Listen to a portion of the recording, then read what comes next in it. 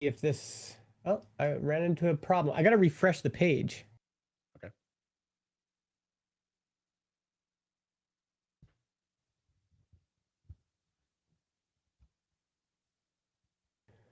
Are we live? I think we're live now. Are you, can you hear me? All right. It was just Brian for a second. Right when I went It's live, me. Riverside said there's a problem on the page, and then it was like, sorry.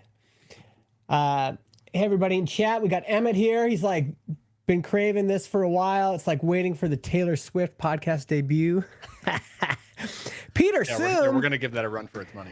Wow. I just heard like a news headline about that. I guess she was on some podcast episode. It was like 8 million views in like 12 hours. Because it's her like boyfriend. some record Travis on YouTube. Kelce has that really Travis Kelce? Yeah. Has a really popular football podcast, but when you add all the football fans with all the Swifties, that's a big audience. That's such a funny thing, those two. We got Tony here. We got Zach Gilbert, Noel. Haven't seen Noel in a while. Nice to see you. What's up, folks? We've got the regulars here. We got the regulars. It's great. It's great. Yeah, I think we're just going to get right into it. And folks in chat, feel free to respond. We'll try to bring up anything you bring up while we're chatting. And we're just getting, Brian and I haven't talked in 30 days, 27 days, 29 it's been days. about a month, right? Yeah. All right. Well, let me do the intro. Welcome to the panel where two bootstrap founders talk about building a better business and a better life. I'm Justin Jackson, the co-founder of Transistor.fm. And I'm Brian Casel. I am building buildermethods.com.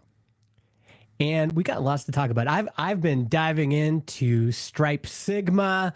I've got all this historical revenue analysis. I had a big, deep phone call with Jason Cohen. I think I want to talk about a bit. Lots on my mind. Yeah. But why don't we start off with some personal updates? What's been happening with you for the last 30 days? I'll get into the personal stuff just to tease the business side a little bit later. I'm thinking about monetization ideas still for builder methods. Some new change in thinking there. Maybe I'll get into. Should intersect nicely with what Aaron and Ian have been talking about the last few episodes on mostly technical. I think there's some overlap there. Yeah, for sure. And still super into YouTube, and I feel like I'm improving a couple small things. I can get into that as well. But yeah, personal side, I feel like this summer has been pretty eventful, probably for both of us.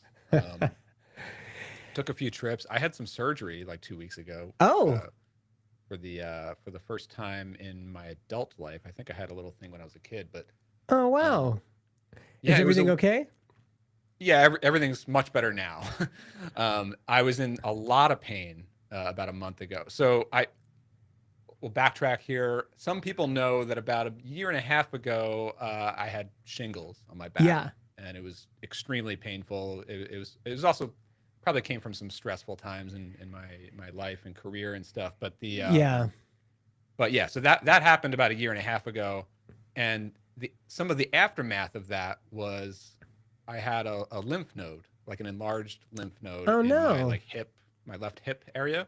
Yeah.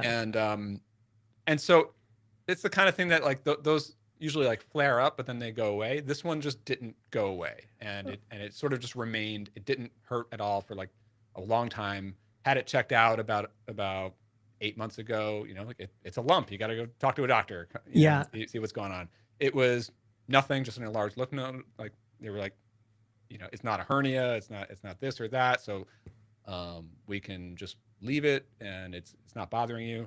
Fine.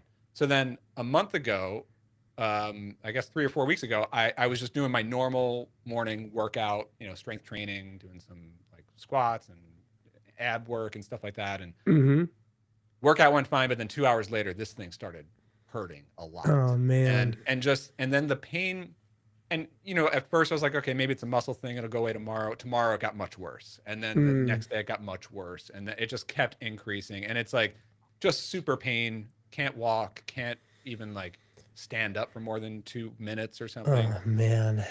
So I go back to the doctor, and it's and it's like that same lump Mm-hmm. essentially. They're like, well, I guess it's time to take that baby out. And Oh. so, I mean, I can just rant all day about the U.S. healthcare system. I mean, the Mm. doctors are fantastic, and the person, the surgeon who worked on me is fantastic. Yeah. But the system, man, oh my god! Like, first of all, just being able to get in to see the doctor took me Mm-hmm. over a week, and this is like excruciating pain. Like, I went to urgent care, they literally told me nothing. They were like, don't, like, can't even prescribe anything, like nothing. Still get a bill for $250 just for that visit. And then No. and then I get and then it took me like over a week to even get in with the doctor to see this thing. And I'm trying to explain to them, excruciating pain, can't sleep, can't walk, can't drive. You know, Yeah. I don't know what you have. I don't know what code word you have to say to get me in, but like, Yeah. get me in, Yeah. you know, What's the secret code that right? gets me a fast pass? So finally I get in, and and then and then he's like, okay, we got to take it out. I was like, great. Like, when are we going to do this? A couple days from now? He's like, yeah, maybe a week or two. I get a call. Okay, we scheduled it for 2 months from now. Oh, I'm like, no, like, that's just not going to work. you're I just can't. thinking this is going to be 2 months of excruciing pain. Yeah, I'm guessing you can't focus. You can't not only think. can't focus. I mean, I got zero sleep for like 6 days straight. Oh, Like, Brian. you know. Oh, this is so painful. So I mean, and you know, here we have this like, we have these like massive health networks, right? So even though I spoke to my doctor in person, they've got an assistant in the office, and then it goes to the scheduling coordinator in the corporate office, and then it goes to this person and that person. And I'm following up. I'm like, look, September 26th is not going to work for me. For like, we got to get this sooner. I don't know if I got to go to another doctor or what, but like, Yeah. so I made Like you're thinking 1,000. I might not sleep for Yeah. 2 months. Yeah. And I'm like, so I made like 1,000 calls. I started getting super angry on the phone with people, which I don't like to do, but it's at a certain point you just have to. Yeah. And then like, I finally got through to my actual doctor's assistant. She was like, "Oh, we had a scheduling mishap. You can get in on this Monday." I was like, "Great." You know, so anyway, Relief but frustration.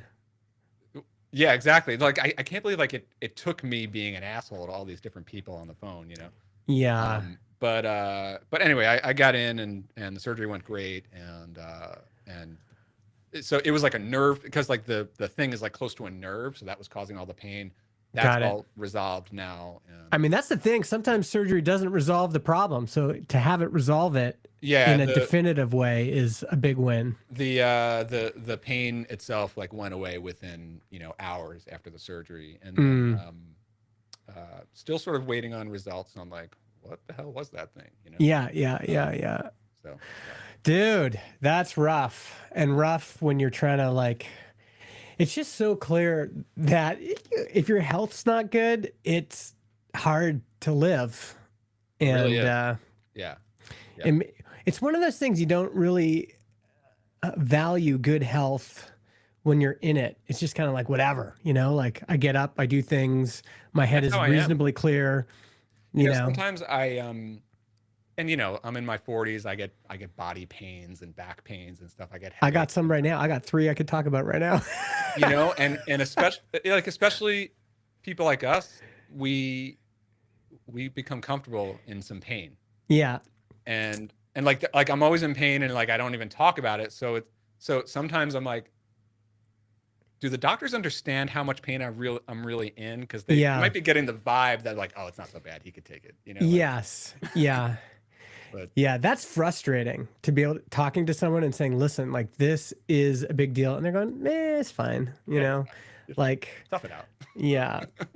Yeah. Oh, and dude. Then, you know, it's like, and then it's the whole like compartmentalizing thing. Like I'm still actually trying to do work and record YouTube videos while I'm like killing myself. Oh, yeah. Oh man. Wow. But, wow. Well, I'm glad that got resolved. Yeah. So anything fun? Have you been doing anything fun? Anything fun? Yeah. I mean, in the we past actually just up? booked a little vacation. We're gonna go this Saturday to booked a lake house up in sweet. New Hampshire. We're gonna do that for a few days. And was this last minute or you had it booked before? Last minute. We just booked it 2 days ago. Okay. I have this that'll like be good. confusion about how people plan trips. I just messaged Taylor Otwell about this because him and his family are always doing these family trips. I'm like, dude, how does that happen? How do you Yeah. get those things planned? We also did a trip about like earlier in the summer. So this is like 2 months ago. We went down to North Carolina, the Outer Banks, which is pretty funny because Ian Landsman was just there last week. Oh yeah, I heard about this. Jordan Gall was there like 2 weeks before, and I was there like 2 months. So we were there like within weeks of each other. Oh, sequentially. A total like coincidence. So anyway, we drove down there like 2 months ago, which was a great time. We had an Airbnb right on the beach for a week. And that's the kind of, so we always plan a summer trip after the girls get out of school. Yeah. And that was the one for this summer. And we were planning that one for several months. Got it. But then we, the girls have like one more week off before school starts. So we wanted to do like a quick 3-day thing at a lake. Got it. Not a nice Airbnb. Usually that's hard to do last minute, at least in British Columbia. You can't get a last minute lake house or anything really, campsite. It's all booked up 3-4 months in advance. Usually it's like that here. I mean, the fall time in New England is impossible. That's when it gets kind of popular. And also ski season gets kind of crazy. But right now, end of summer, I mean, especially since we're going on like a Monday and Tuesday, we probably just grabbed a pretty good house last minute. Sweet. Yeah. All right. Well, anything else personal? I'm kind of eager to get into the stuff I've been looking at. All right, man. Let's do it. Let's dive in. So, have you heard of Stripe Sigma? I've heard of it. I've never looked at it. Okay. I think more people need to know about it. And I'm probably using it differently than most folks. I think I can show this to folks. I was going to say, are we going to see some numbers? Or what? Well, I'll show you just like this report that I ran. This one's pretty safe. Let me know if I accidentally reveal something here I shouldn't. But this is kind of the interface.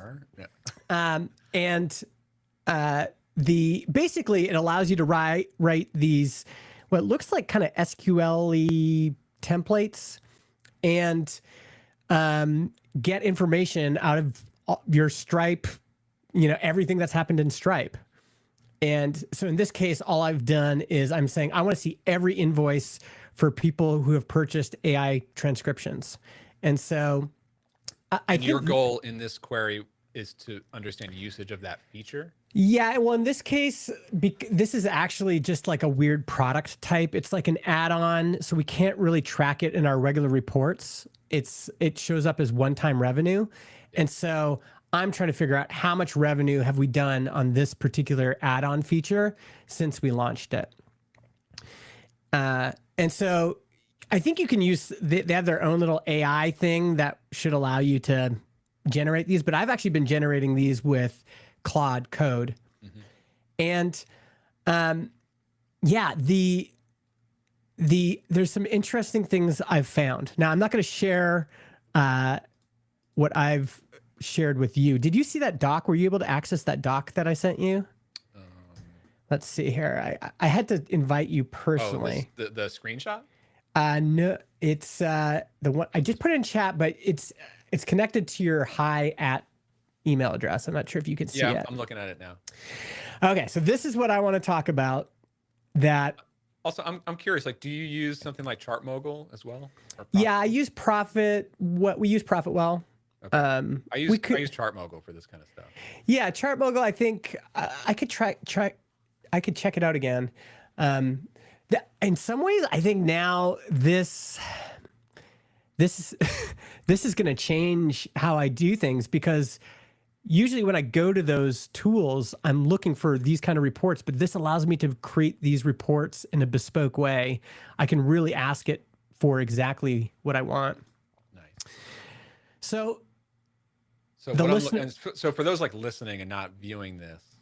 Oh wait, so this is what I can't talk about on air? Well, I'm going to refer to it. And so what I've done is I did a report for year-over-year revenue growth for transistors from 2019 on.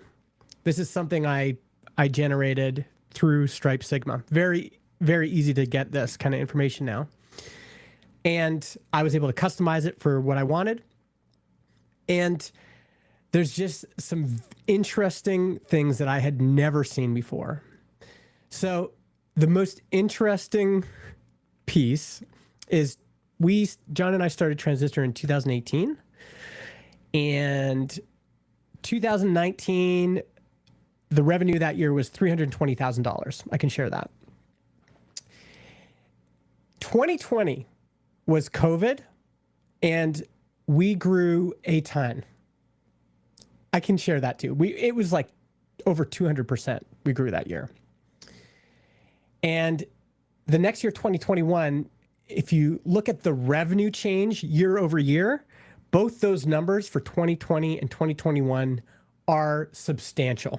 Like that got us a huge boost in terms of where we were revenue wise in terms of annual revenue. And then since 2021, we've grown every year, but you can see it's in the, let's say the 15, 18% range. So year over year growth kind of exploded during COVID.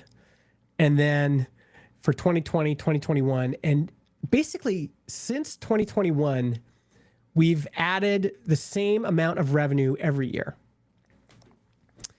Yeah. And I like without getting too specific in the numbers, yeah, like seeing huge year over year growth in 20, very big in 21.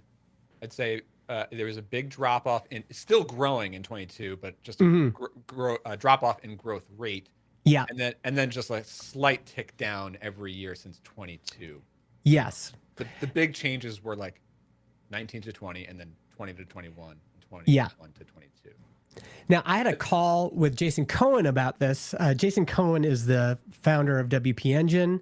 And he is, by the way, I was messaging with Adam Wathan about this. He is just the most generous, awesome dude ever. Like, yeah, I try not to bug him too often, but when I do ask him for help, he is incredibly generous with his time.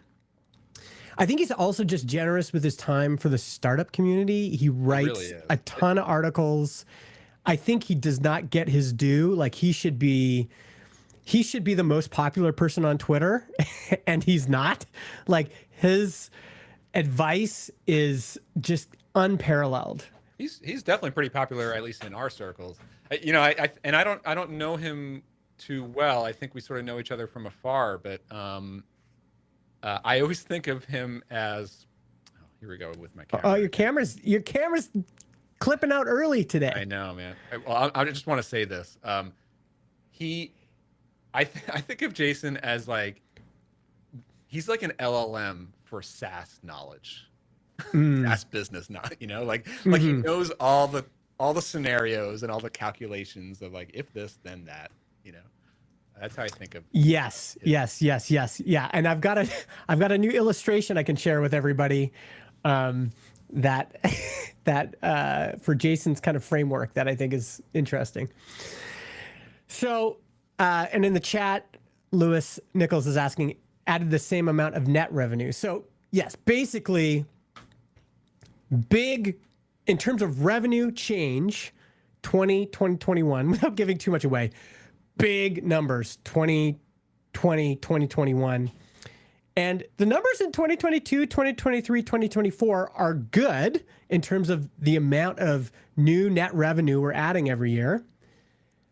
But it's not like increasing. That number's not increasing every year. I just want to give you my quick impression of this, or maybe the question, because like this seems to me to be extremely expected, especially with your type of SaaS in market space. Like, yeah. And I feel like this is probably very similar to not all SaaS, but many.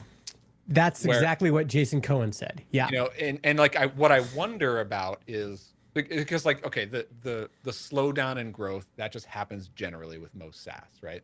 Yeah. And obviously the big growth in 2020 that happened with a lot of SaaS. So there's obviously going to be a big correction for that in the year or two after, right? Mm-hmm. So my question is, I'm wondering, because your numbers here only go back to really just 2020, a little bit of 2019. Yeah. Because you guys started way before that, right? Like 17, Just 2018. 18. Yeah. So like, what I wonder about if there's any, see, that's still like if you had started even a bit earlier, like 15 or 16, then maybe you can see if you can normalize out 2020, if you can like exclude that, where would you have been if COVID never happened? You know? Yes. Yes. I mean, COVID was definitely an accelerant. That was for Like, I sure. almost wonder if you would sort of be in the same place that you actually are, just. Yes, that's another interesting. Yeah, that could be as well. I mean, that was certainly the trend with everybody. A lot of people said it pulled forward demand. So there was future demand that might have materialized itself later. Forward, which, right? Yeah. Yeah. So there's just latent demand. There's a lot of people out there that are like, I would like to start a podcast one day when I get the time. And then all of a sudden, COVID happened, and suddenly lots of people had the time, and they're like, that's it. I'm at home. I am going to act on this dream. I mean, from 2018 to 2019, we grew 1,258%. But the numbers at the beginning are so small that it's not as relevant, right? Going from your first year of business to your second year of business. Can we also get into the monthly signups by plan stuff, that graph? Yes. Okay. So that's the first thing. And I think I'm asking a bunch of questions in this. I mean, basically, we didn't start hiring people full time until the end of 2021, that last half of 2021. And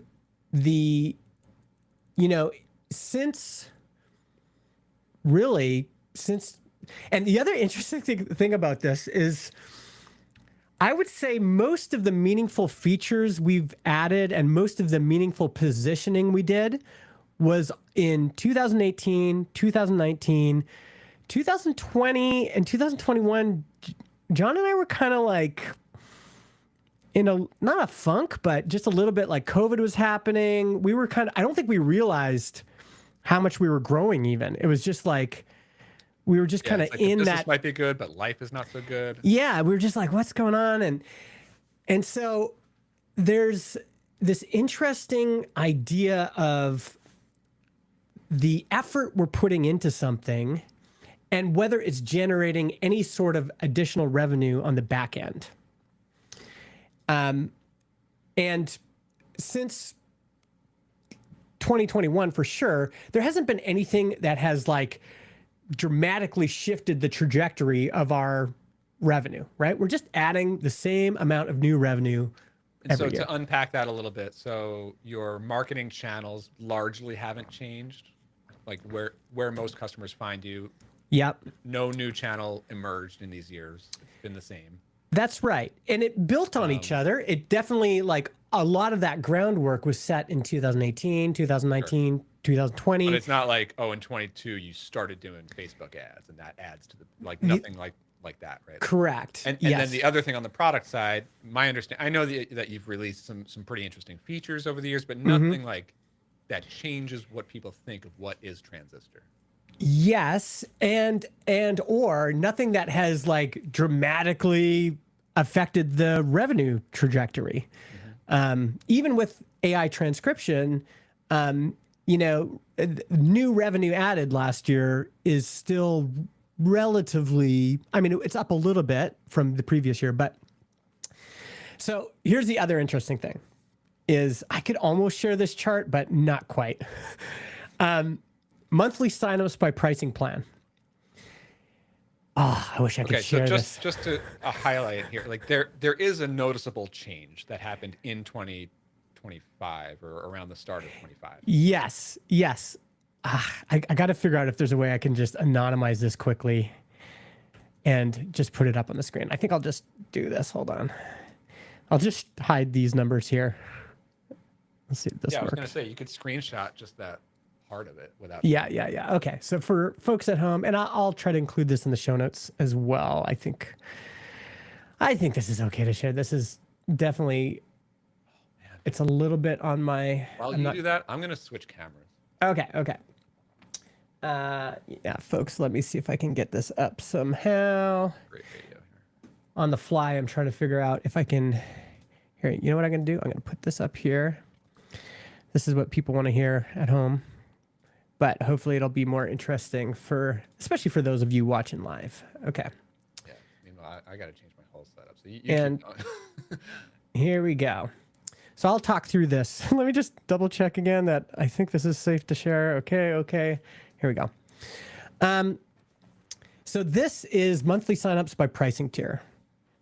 And what you'll see is signups on our starter plan, professional plan, business plan, and enterprise plan. So these are number of signups. And one good thing that's happened is in the last year, signups to our starter plan have increased. So generally this chart is pretty even. We get a nice number of new trials every month, and it's kind of like clockwork. Like, it's hundreds of new trials every month.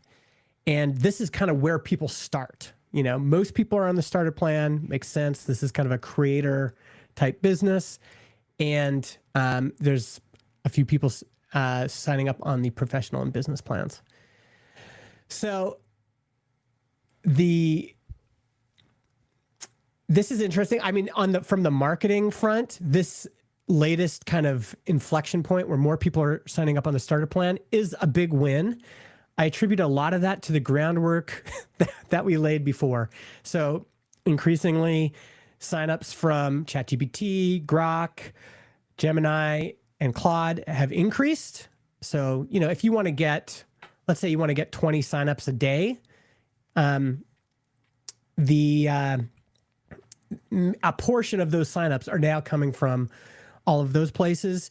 And we did a bunch of groundwork in the early years that has made that's why that's happening, is because of stuff we did before. Likewise, we're still getting lots of referrals from Reddit and from other places. So these like organic channels, content channels, SEO is still doing well. But all of that, it just started to inflect kind of this past year.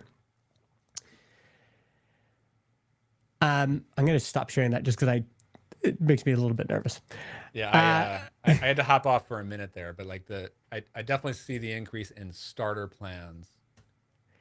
And it was interesting how starter. So my understanding from that, correct me if I'm wrong, is that you're getting more new lower plans at the top of the funnel. It doesn't.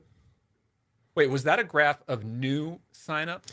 New signups every month. Yeah. What about expansion? Like, are they expanding into? So this is the other thing I did. Now, I'm not going to reveal this number, but then using Stripe Sigma again to run the queries, I said, okay, show me how many customers upgrade from the starter plan within 30 days, 90 days, 6 months, 1 year, or who have ever upgraded. That number is low. It's very few people who start on our starter plan upgrade.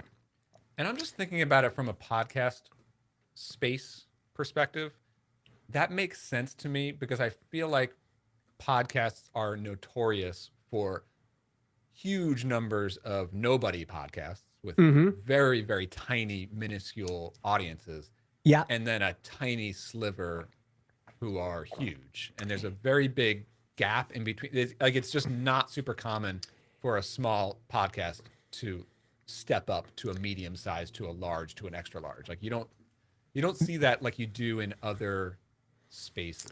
That's right. And it has a fundamental difference between us and someone like Kit, for example, because it's a lot harder to just kind of accumulate new podcast listeners than it is to accumulate new email subscribers. Now, accumulating a new email subscriber, not easy, but I could start on the free plan on Kit. But if I eventually get up to, I just kind of passively build my list over That's time. the thing. You can passively do it.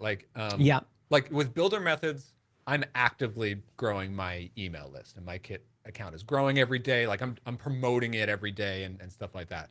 But like my list for the Clarity Flow business, we're doing almost nothing to grow our email subscriber base, but it's naturally growing. Like every Yes. time we get a trial sign up, like people are like the list is just naturally going to grow. So there's this expansion just built in, you know. That's right. And if you think about it, we did some great episodes on the Build Your SaaS podcast about pricing and our whole pricing methodology.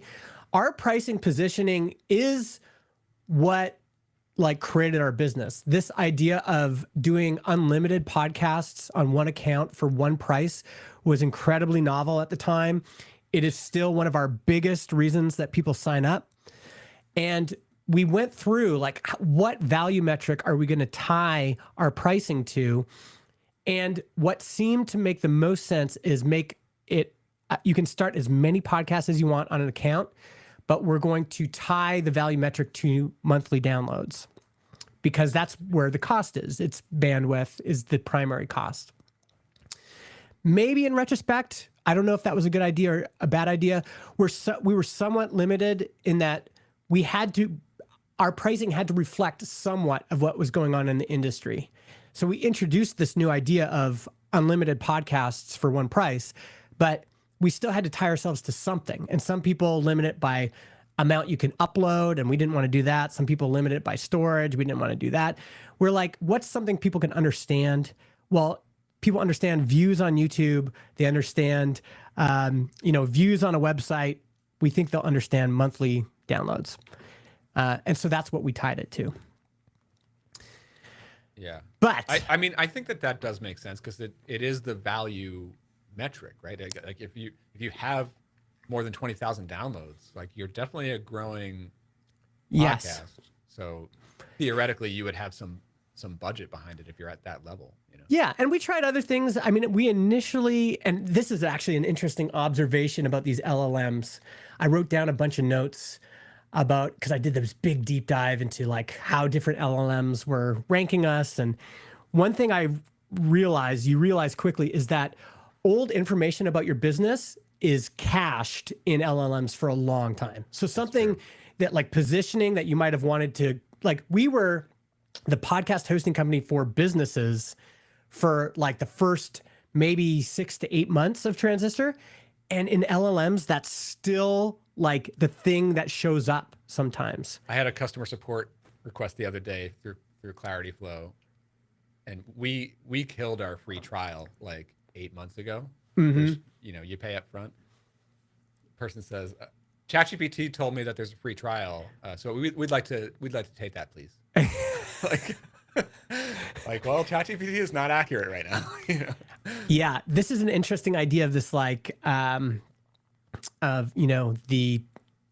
stuff you have about your business gets kind of stuck in these things. So yeah, Lewis is also asking if we've done any pricing changes. We have not, except we've introduced enterprise tiers because some customers did move into those. Pricing in podcast hosting is challenging. We were already on the upper end of paid podcast hosting, and so there's not a lot of flexibility for us to increase prices. Like, what do we do? Increase price on our lowest tier, which is where we're getting the bulk of our business, and pricing ourselves out like everybody else is kind of either lower than us or they copied our $19 tier. I did a pricing change maybe 3 months ago on Clarity Flow that I think had a positive effect. I did some major pricing changes like a year ago. Mm-hmm. But I did do the thing, maybe this was more than 3, maybe it was like 6 months ago, where I actually lowered all the prices, but I got the ARPU up. Yes. And so we went from the lowest price being 49, we brought that down to 29. The middle tier went from 99 to 79. The upper tier went from 200 to 149. And more people, and we made the 29 more limited than the 49 was. Yeah. in some very key features. Like, and there's a lot of people who just stick with the 29, but anything interesting business wise, you're going to the upper plan. And then the other thing is like our highest plan, we had almost zero subscribers. There's really no compelling reason to even be on our 200 plan. We just had it there, and so then we pushed some features into that plan, and so like overall, it brought the ARPU up a bit. Yes. You know? I just think that this is and actually. I think it also helped reduce churn a little bit. Yeah. Lowering that price. You know. I mean, right now for a beta prosumer product, our churn is very low. You have that beautiful thing, man. The hosting thing. Like, yes. Like yeah, man. Like that is something with SaaS that I really am jealous of. If you like, because I have podcasts that I don't even publish to anymore, but I still want them online. Yes, you know? we have the hosting thing, but this kind of reveals some of the pricing dynamics in our industry. And by the way, I know we're going to get messages from people telling us to raise our prices and all this other stuff. I did a great episode. I've done a series of episodes on Build Your SaaS. One was a debate with Jordan Gall and I think it was Jordan Gall and Ben Ornstein. I can't remember where that is, but if you search that up on Build Your SaaS, and I think if we listen back on that episode, I think my hunches were correct. Like they were pushing me and that was good. But you know what? I agree with you that I'm all for raising prices when, especially at least to test it. But dude, the podcasting space, like it is, I know how competitive it is, and I know how price sensitive podcasters are in general, even if it's a business podcast. Yeah. Still price sensitive. Well, and it has that thing of like, just think about the hosting market. There's Squarespace and Wix and that kind of target the lower end of the market. WP Engine targets the upper end of that market. So, you know, but in web hosting, that makes sense, right? There's a lot of businesses. What does every business need? What's a priority on every business's list? We need a website. We had that thing back in the day when I was doing Restaurant Engine. And we were using WP Engine as our host that we were reselling to our Restaurant Engine customers. Yes. And that it was a churn, like there was no churn because of that fact, right? Yes. But you know, with podcasting, I totally get it because like even business podcasts, it's a side dish. Yep. It's a thing like, all right, yeah, maybe we'll try a podcast. You know? And so the podcasters that want to put real money behind it are the big podcasts, and by their nature in the industry, there's very few of them. Yes.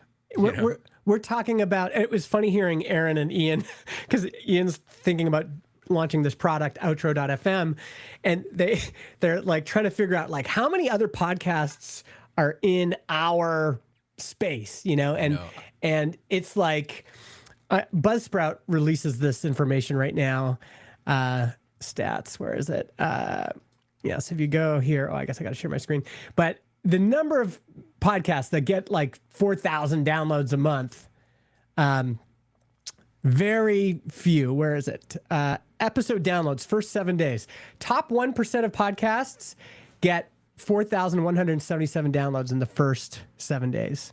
This show here, which is just started out and is not that, we're already in the top 5%. Wow, there we go. So if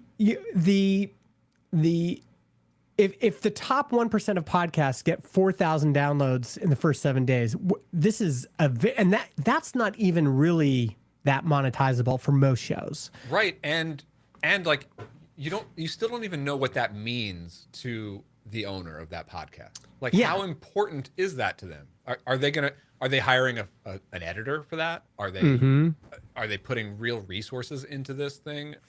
Does it actually drive sales for them, or is it just a fun thing to do on the side? Like, that's going to drive how much they pay for this stuff. You know? Exactly. Yeah. So, okay. So that's kind of part of that feedback. Okay. And then, very few people upgrading. Makes sense when you think about it. even add-ons that we did, like our add-ons generate new MRR, which is great, but it's still not significant. Now, all of these, the interesting thing about doing this call with Jason Cohen is, you know him. He is like no bullshit, does not care about your feelings, does not care. He will push any button. And I said, give it to me. Like I want. And he had some interesting things like, here's an interesting thought exercise is, Justin, if you brought in some young, hungry, ambitious person, could they fire some of this stuff up? Maybe. Fire what up? Sales? Meaning, even take something like AI transcription. The thought exercise is interesting because it's like if you brought somebody new in, it's table stakes. But could could new blood on the team, for example, would there be enough that they would be able to push that up higher? Probably. Maybe you could ship features. I don't know if features like that would really move the needle. I mean, that's a good example. And I've got that down below. You can see that. And then I've just got kind of ARR over time. So this exercise, I guess I'm bringing it up because it was just profoundly helpful for me I'm looking at numbers all the time, but often you're looking at like MRR and other things, but to have this historical analysis and then to ask myself hard questions like, have we built anything that's substantially moved the needle? Not really. But you know what, dude, at the end of the day, and I'm looking at this ARR over time, you zoom out from the very beginning of the business to today, you know what it looks like? A straight line that goes up and to the right. I mean, yeah, it is true. It's, I mean, that part's great, right? Like you can't be upset about that. Can I share that? I don't know. Yeah. Sometimes I wonder about that because I look at the same graphs with Clarity Flow and I go in and out of thinking that the business is plateaued versus no, it's actually growing a little bit. And I think it does fluctuate between like plateaus and then a little bit more growth and then plateaus and a little bit more growth. We haven't really seen a decline. Yeah, I think I can show this one. So this is the ARR graph.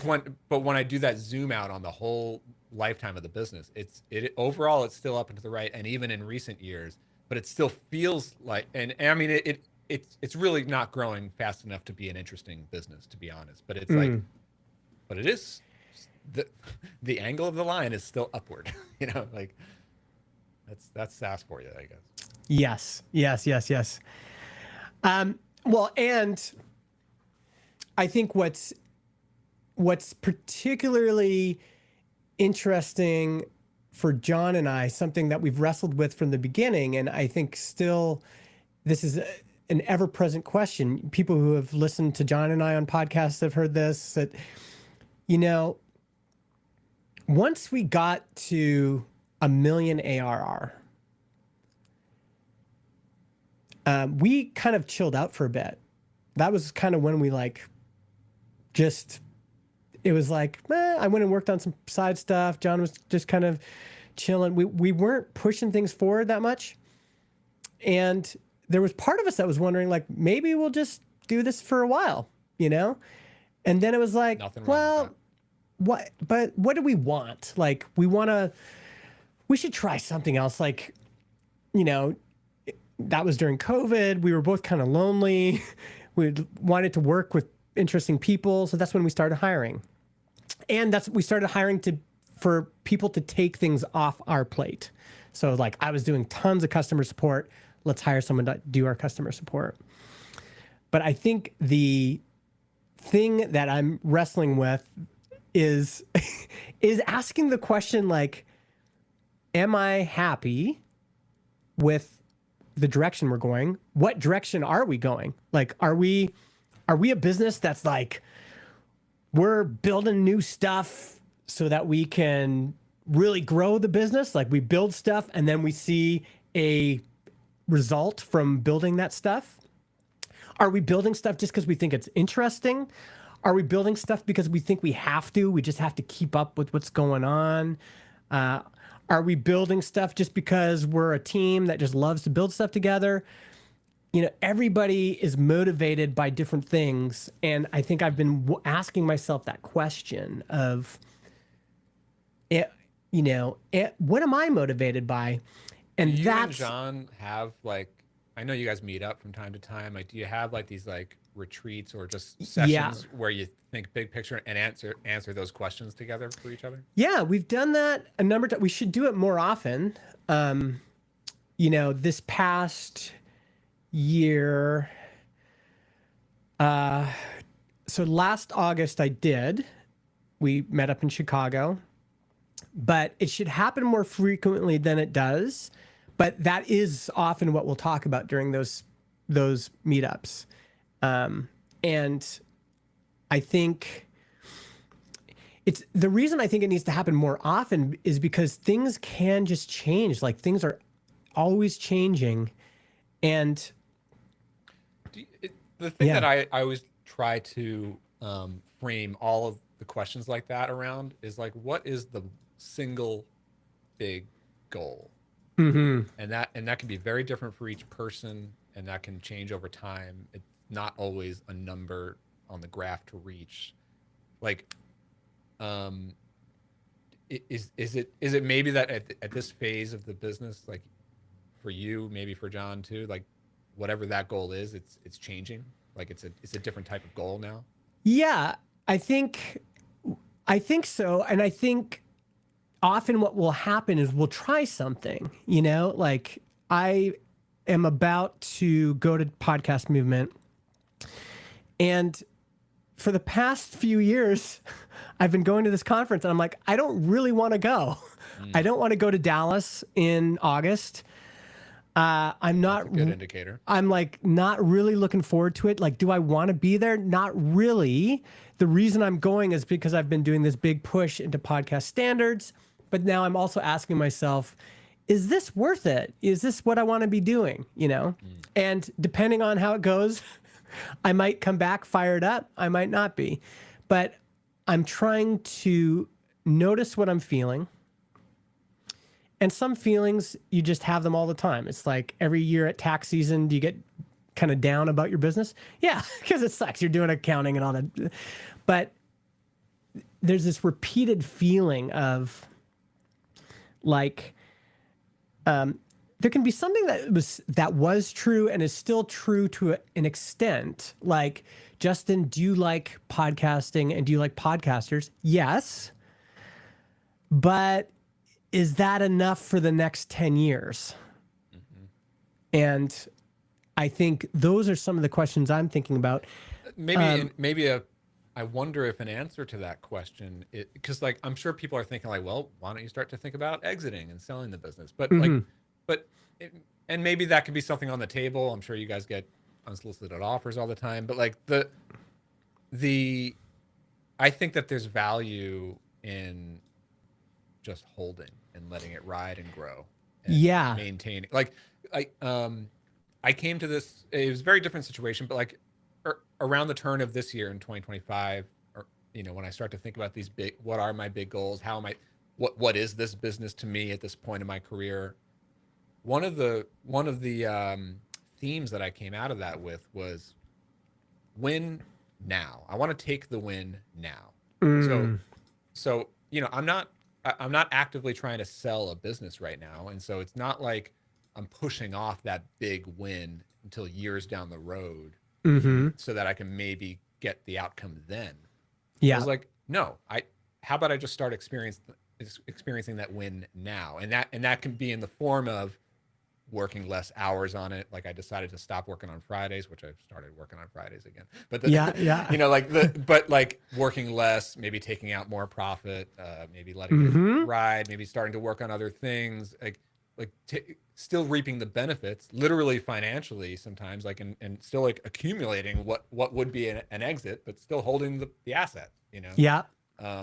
To me, there's nothing wrong with that, especially when it's a bootstrapped business. Well, that brings up perfectly this Jason Cohen's framework for getting what you want, which is what him and I talked about He was so generous. He just listened to me for an hour and then And he's pushed like, back here's on a blog bunch post of, I wrote about that.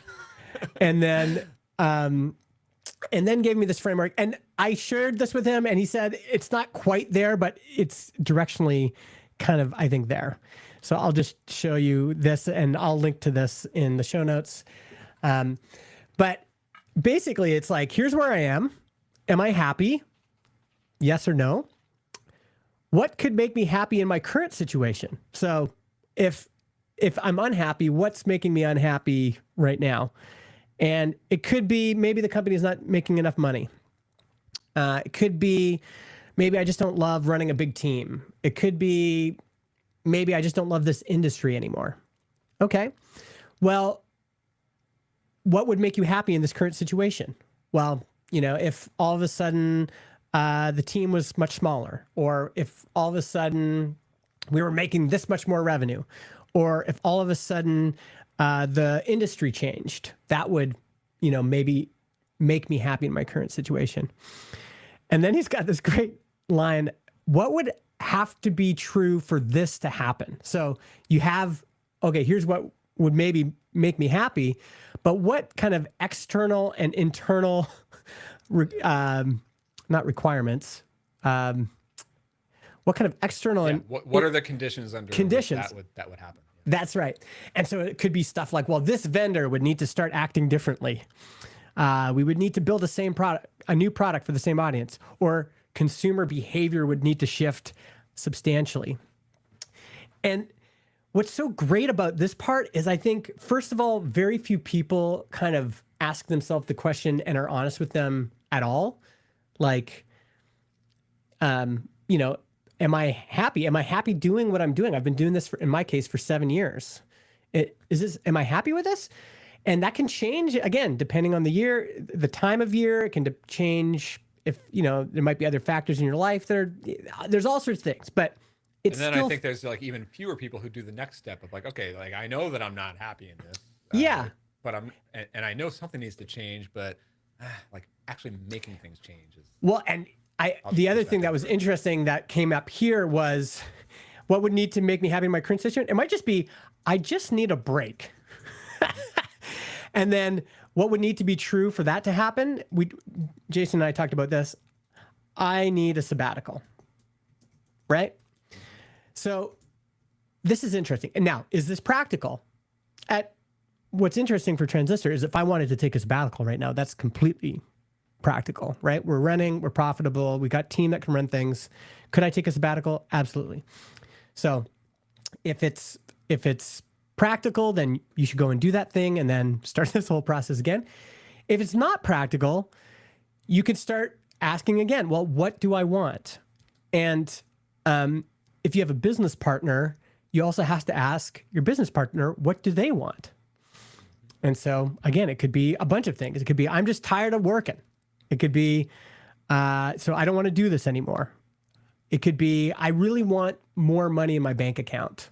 Like, this thing might eventually be worth 2 million or 1 million. And I want that now instead of later. Or I want a way of getting there that's practical. And so, you know, what do I want? What does my partner want? And again, John and I have done this, but I think we want to do it again just for... And it's especially good to look back on, okay, we talked about this 3 months ago, or we talked about this earlier in the year. Where are we at on it now? Or this theme has come up before, right? This line was so great. This is a Jason Cohen line right here. He said, and both in a partnership, I mean, I also felt like he was giving me relationship advice here.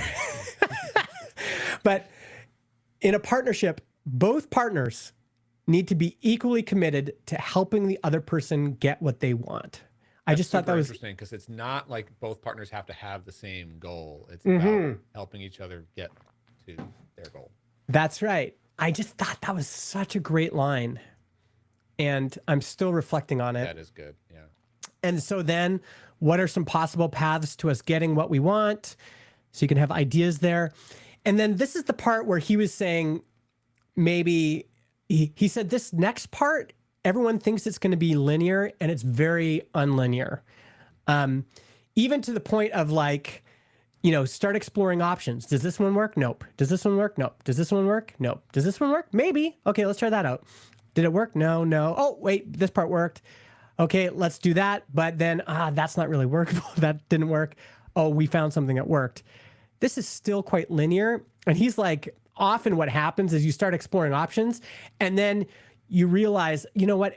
Everything here is not tangible. So we need to go back to all the way back to what do I want? Because now we realize that what we wanted wasn't practical. There's no workable options. And so we got to start this progress again. You know what this makes me think of is like, I go through an extremely similar process. I do my own personal planning because I don't have business partners. But it's exactly these questions I'm asking again and again throughout the year. I write it in my journal and think through it, including like, am I happy with this?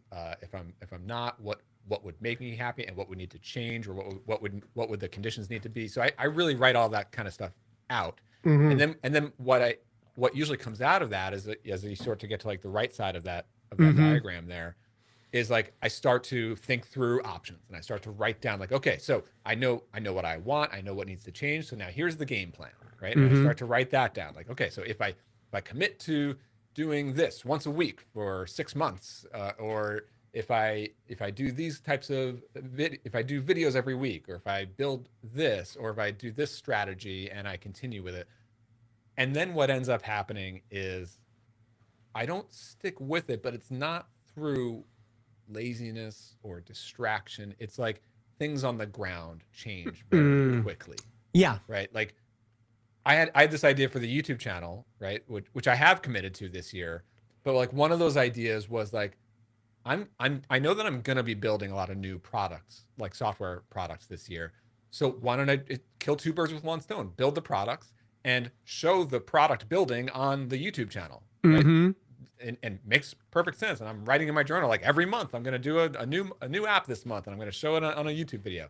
Yeah. Well, what happens in practice is that the building of a real app doesn't make for interesting content. It's too messy, too boring. It doesn't like it's just going to be extremely difficult to make the video, and the video is not going to do very well. What I found was the videos that do really well are scripted and thinking about a topic to teach something, and so it's not actually building a real product on screen. It's just teaching something interesting, and those things take off. So yes. And so like that kind of thing like changes like whatever plan I had. It's like, once you get into the ring, like you all the planning, like you can get punched in the face, then all the planning goes out the window. Well, I think this is exactly what Jason said here. I think he'd be fine if I shared this. Let me see if I can bring this up. He said, I would add lines going back from maybe back to what do I want. It would be nice if it were linear like this. And if you're lucky, it will be, but more likely there will be a back and forth. And it's important to see that as progress and not a framework failure. So like your example there of trying something out, it's like, well, that failed. So that's a failure of this framework, but it's not a failure of the framework, because that's the whole point is you're identifying what you want, and then you're identifying options. And sure, you need to be, he says, come up with the feasibility of these options. Like, sure, if you could come up with an option which theoretically solves for everything, that would be great. But, you do want to have a general sense of whether something seems plausible or not. And often what it looks like is when you ask, what would have to be true for this to work? That question really helps, right? So it's like, you could say, well, for this to work, I need to release a video every week. And then you go, okay, well, how feasible is that? Well, the answer might be, I don't know. I got to go try it. So then you go try it. And then you're like, holy shit, that was not feasible at all. Yeah, that was too much work.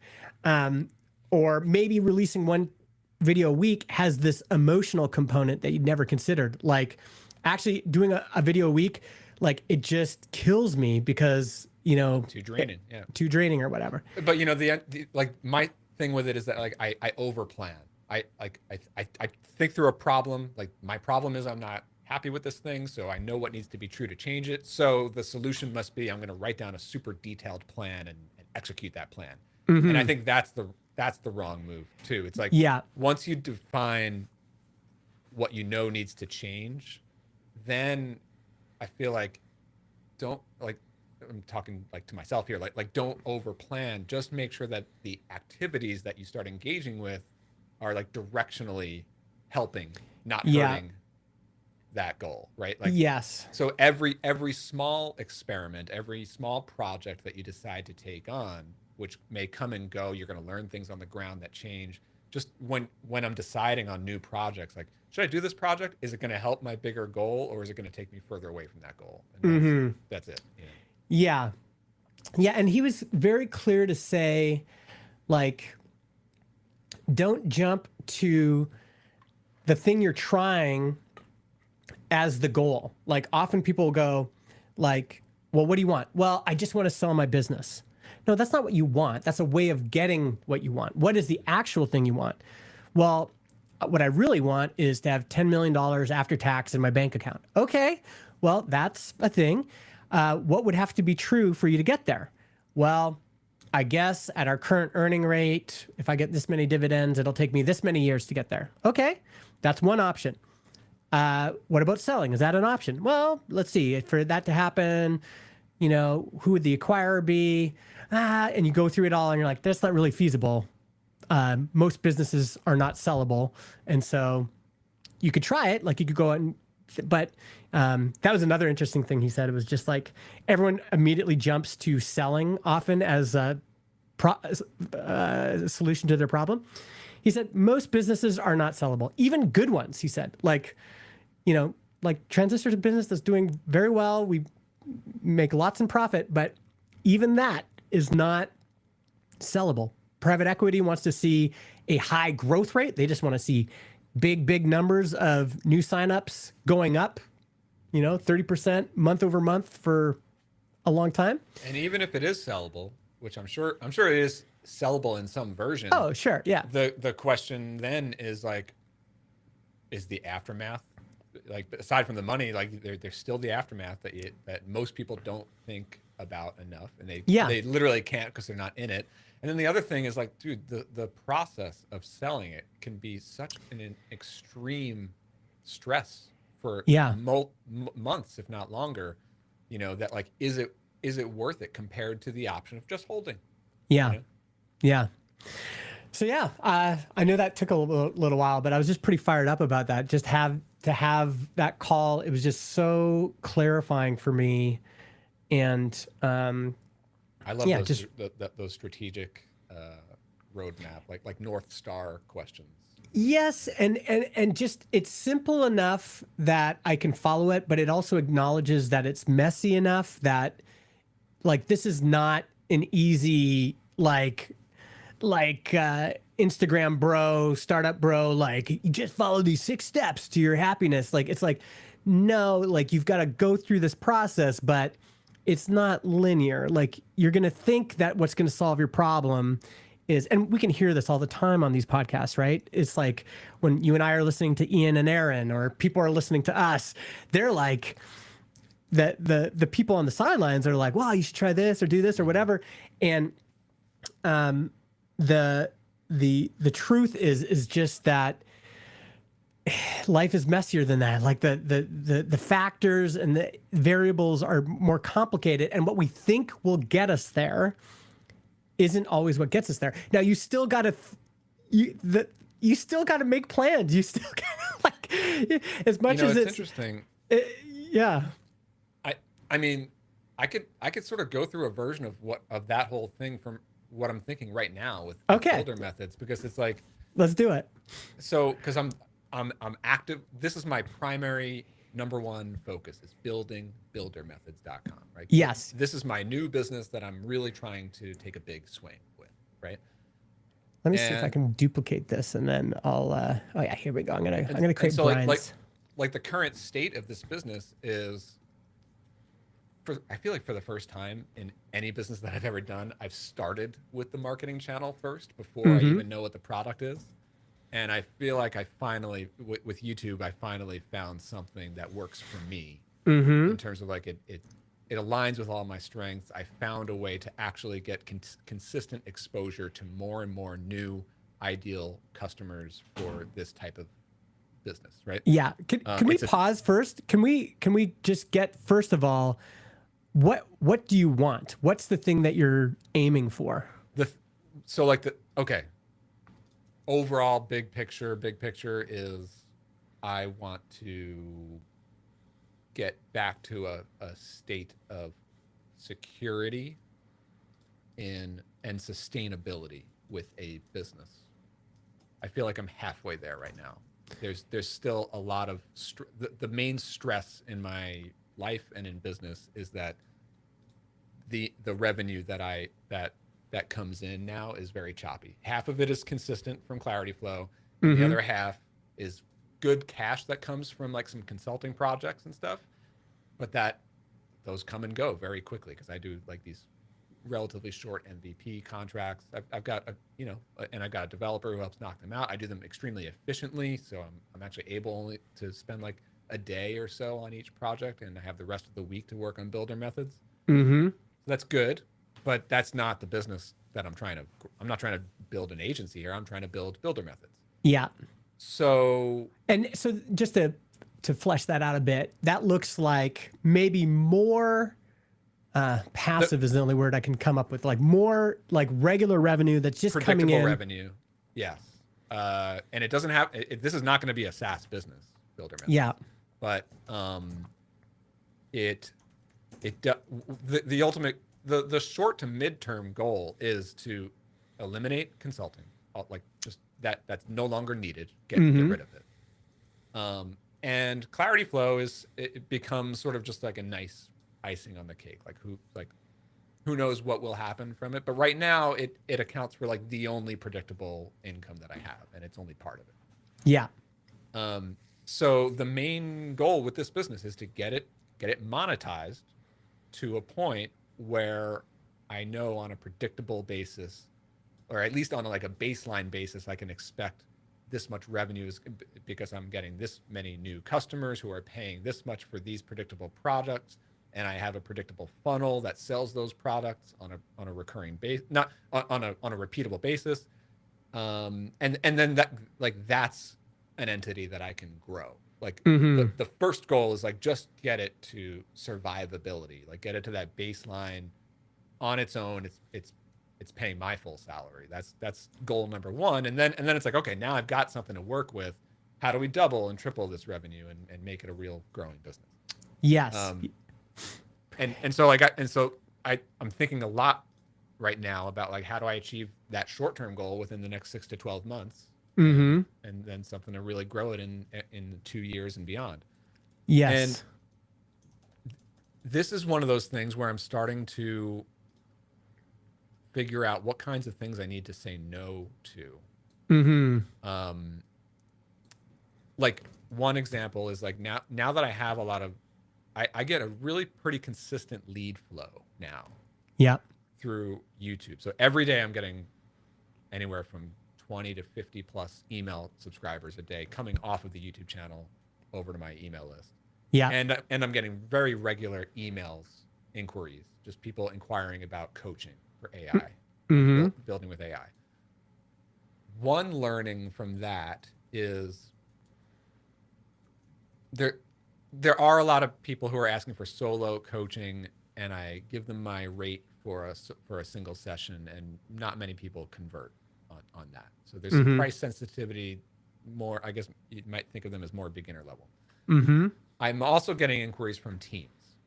I had a call with a guy who runs a huge team, like 400 developers, and they want me to come and like speak and coach and do a dedicated session for their huge technical team on how to leverage AI. Now, and this is something that I feel like I could probably land, and maybe I can help them in some way, but I'm also kind of intimidated because I'm like, I've never even worked at a company that large. How could I consult with a company, Yeah. But also like I'd obviously be charging a lot of money, and I would need to commit a lot of resources and time and effort to make that a solid thing that I can offer this company and maybe other companies. but I feel like that's something that I'm probably going to either decline or do a very limited version of. I'm not sure yet, but it's like, what am I trying to build here? And and the ideal in my mind is like, okay, so stepping back, I have a marketing channel, I have leads coming in. Mm-hmm. It's I know that they're in the space of like wanting to stay ahead of the curve with building with AI. They're professionals or at various levels of their career. Some early careers, some more established, but they're all professionals. And I'm promoting some potential new courses on builder methods, a Mm-hmm. Claude Code course, a Cursor course, maybe some other courses. So I have email signups for those with some surveys on the back end. And I get those signups every day as well. I get some survey responses every day. Mm-hmm. So there's definitely interest in those courses. I expect that this business will involve courses to some extent as a big part of the revenue. Mm-hmm. The question becomes, in what form should all of this take? And Yeah. my thought earlier from a few weeks ago was, okay, I'm gonna create a lineup of small, just in time courses. Mm-hmm. A relatively short Claude Code course, a short Cursor course, and then a few more courses beyond that. And each one might be priced at a couple $100, and you can Mm-hmm. pick the one that you want to learn this weekend and go with it. And hopefully, I'll just have enough volume that I can just keep selling one off of these courses. Maybe sell a package of a couple of courses. Now, the more that I think about that, I'm starting to lean into the membership model again. Mm-hmm. And we talked about like community, and community is not really a huge strength of mine in terms of like being a leader, like cheerleader for starting a new community from zero. I do have a an audience now that I can potentially start this community with. Oh, and I have the Agent OS product too, which is a free open source thing, which is actually getting a lot of traction right now. Mm-hmm. That's another whole thing, but it's like under the umbrella of builder methods, and it's bringing volume, it's bringing action into the business. Yeah. And I get a ton of questions about it and like support, and it's a free thing. So I'm trying to figure out like what is the paid thing that I need. I need to start monetizing this business, right? Mm-hmm. And so, but my thought with a membership is make it like, yes, there will be a community aspect to it, but instead of selling, because I like my hesitation with a membership is like I don't want to just sell it as a community because I Mm-hmm. feel like I can't deliver a quality community because I'm not a community guy. Mm-hmm. But if I make the membership more centered around your access to the courses, so Mm-hmm. I'm not going to sell the courses one off. It just, if you want a course, you buy a Builder Methods Pro membership, and that gives Mm-hmm. you access to all of our courses, Yep. right? And so that's the thinking there is like make the course content and maybe whatever other resources like advanced guides to using Agent OS or advanced support for Agent OS, like maybe that's built into it. And by the way, you get access to our community chat too. Um, that is that forms like a value proposition. And then the nice thing there is that like I don't need to promote each individual course individually. I'm just always continuously promoting Builder Methods Pro. Like Yeah. every promotion, every marketing angle is pointing towards like I sell one thing, it costs this much per year, it's Builder Methods Pro, you get everything that I do. Okay. I think let's just pause here. I just want to let's. I've been trying to put this into Jason Cohen's framework here. I don't know if I did a good job, but Okay. let's just kind of walk through it because I think there is what's interesting about it is I think it's clarifying for some of these like what if questions. So here's where I am. Am I happy? No. What do I want? State of security and sustainability with money, more predictable, regular revenue coming in every month. On what do I want? I want to add one more point to that, and that is like the nature of the work that I'm doing every day, every week. That's a big one for me. Like for me, that's extremely important. It equally, if not more, than the money. Yes. And that is like I really don't want to be committing to heavy amounts of coaching engagements or calls or even like scheduled community things. Like I'll do occasional workshops and maybe some office hours and stuff, but I don't want this to be like, you buy this membership, you're going to get me every Friday on this call. Like, no, like I highly value deep work, creative work. So creating, building apps and creating videos for YouTube. Like that's how I want to be spending most of my time. And then and then 20% of my week can be some asynchronous interaction with my customers, but the bulk of it has to be quiet, creative building. I mean, that's so clarifying. Even that right there, sometimes to ask what you want, you have to say what I don't want. So yeah, what don't the other want. thing, and also just the other thing about selling it as a membership is that I could sell the same product to individuals and teams. So like let's say the thing costs $500 a year, a solo buys it for that. There could be a team license, get 20 seats in the same thing, you know? Yeah. I mean, and so is there any other, so we put like, actually right now, it seems like, what are some possible paths for you to get what you want? Membership is one.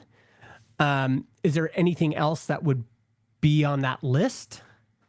We talked about this in a previous episode. It would be like sponsorships on the YouTube channel and in my newsletter. And I expect I'll do those, but I think it'll be in the category of like icing on the cake. Yeah. And then, I guess there's one more. And we talked about this too, would be like the occasional cohort. So like twice a year. Because I think I would want to do this too, where it's like, because I think that the membership alone might not get it there financially. You know, because like there is an upper limit to what you can charge for this type of membership in this space, I think. My thought is like anchor it to like $500 a year, and the early members get it for a bit less than that, and that's that.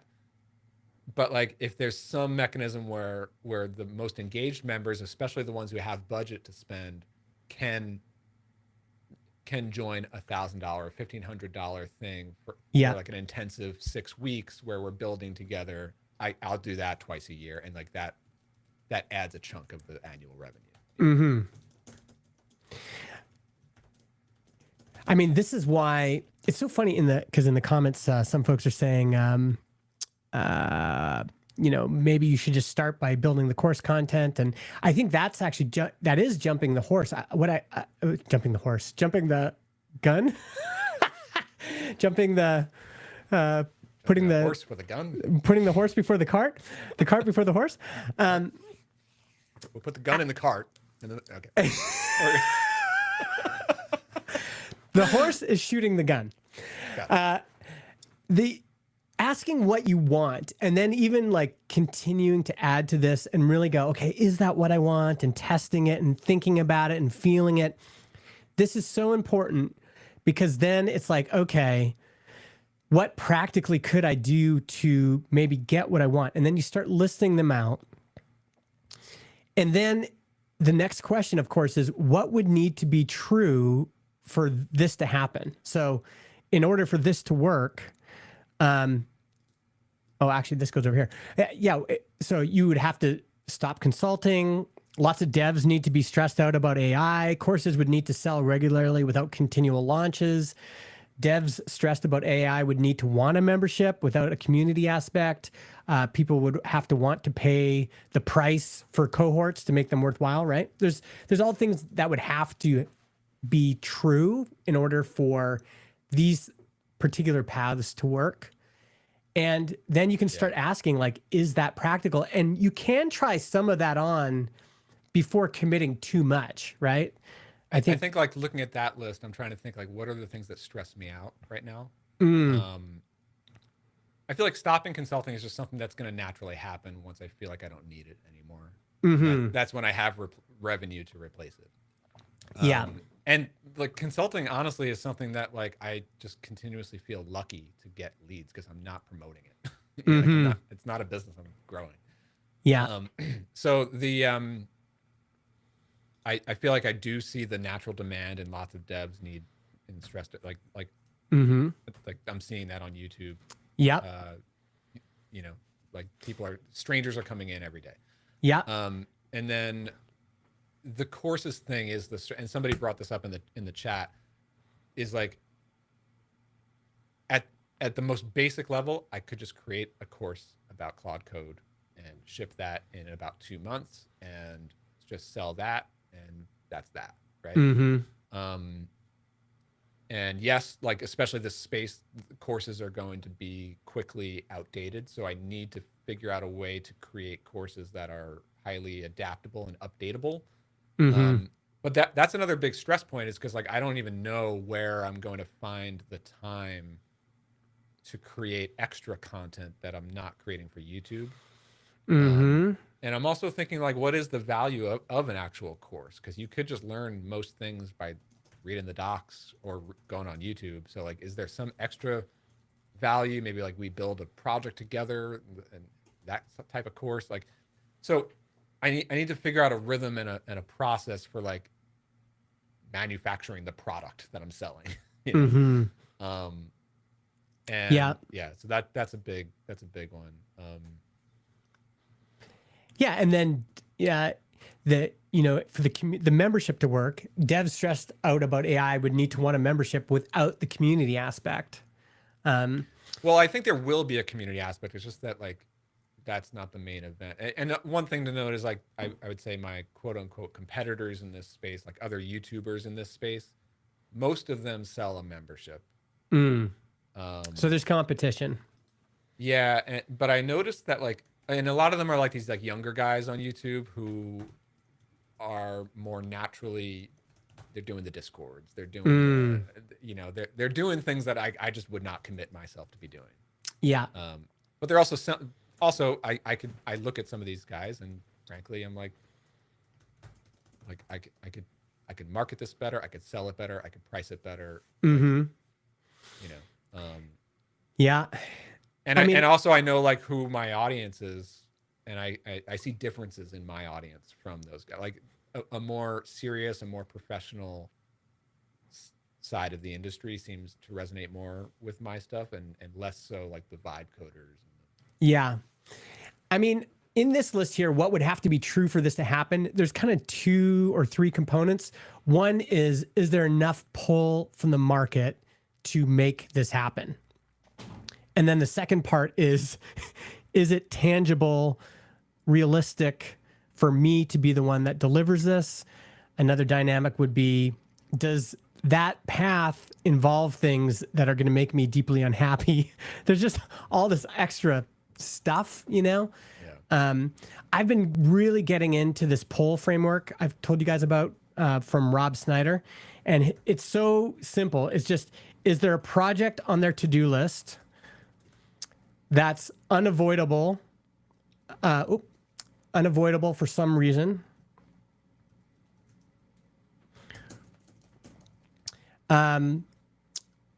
Where they've, what's the L again? It's like they've looked for options, but they are lacking for some reason. And I think this is one of those things that you could use to help determine like what would have to be true for this to happen. Well, there would need to be pull. So is there enough devs out there for whom this is a project on their to-do list? Like, I've got to figure this out. I've got to figure out how I'm going to use Claude Code. I'm getting left behind. I'm stressed about my job. I think there is a lot of those devs. The second part of that would be, is there enough of them that is there enough of them that aren't just going to go to the young YouTubers who are doing Discord and everything else? My questions on those things and like validating this is like, and this is probably true for most products that I start, is like I'm maybe a little naive here, but like I don't think I'm super worried about like, is there an initial need in the market? I see it every day in the activity on stuff. But and other products like this do exist. They appear to sell at some level. So I know that I can get like first customers. my my big, or I don't know for sure, but I think that I can. My Mm-hmm. my my big open question seems to be willingness to pay, or Mm-hmm. like how much they're Yeah. willing to pay. Because another part of this is like I really don't want to do it as a monthly membership. I think I only want to sell it as an annual membership. Um, there's a bunch of reasons for that. Like memberships in general are known for super high churn, Mm-hmm. and I think a big part of that churn is because they sell it monthly, and especially if it's like the draw is the courses, then you don't want to just sell it. You get 1 month and you get everything, and then you leave. But also, like I heard Jay Klaus talking about this. Um, there's this if other members see the rapid churn, if other members see new members coming in every week and seeing those members leave after 3 weeks, Mm-hmm. like that just feeds on itself. So like just make it an annual thing so that like once you're in, you know that at least you're going to be around for a year, and you can decide if you want to come back for a second year, but at least Mm-hmm. there's not this like visible churn in the community, you know. Yeah. Um, Yeah.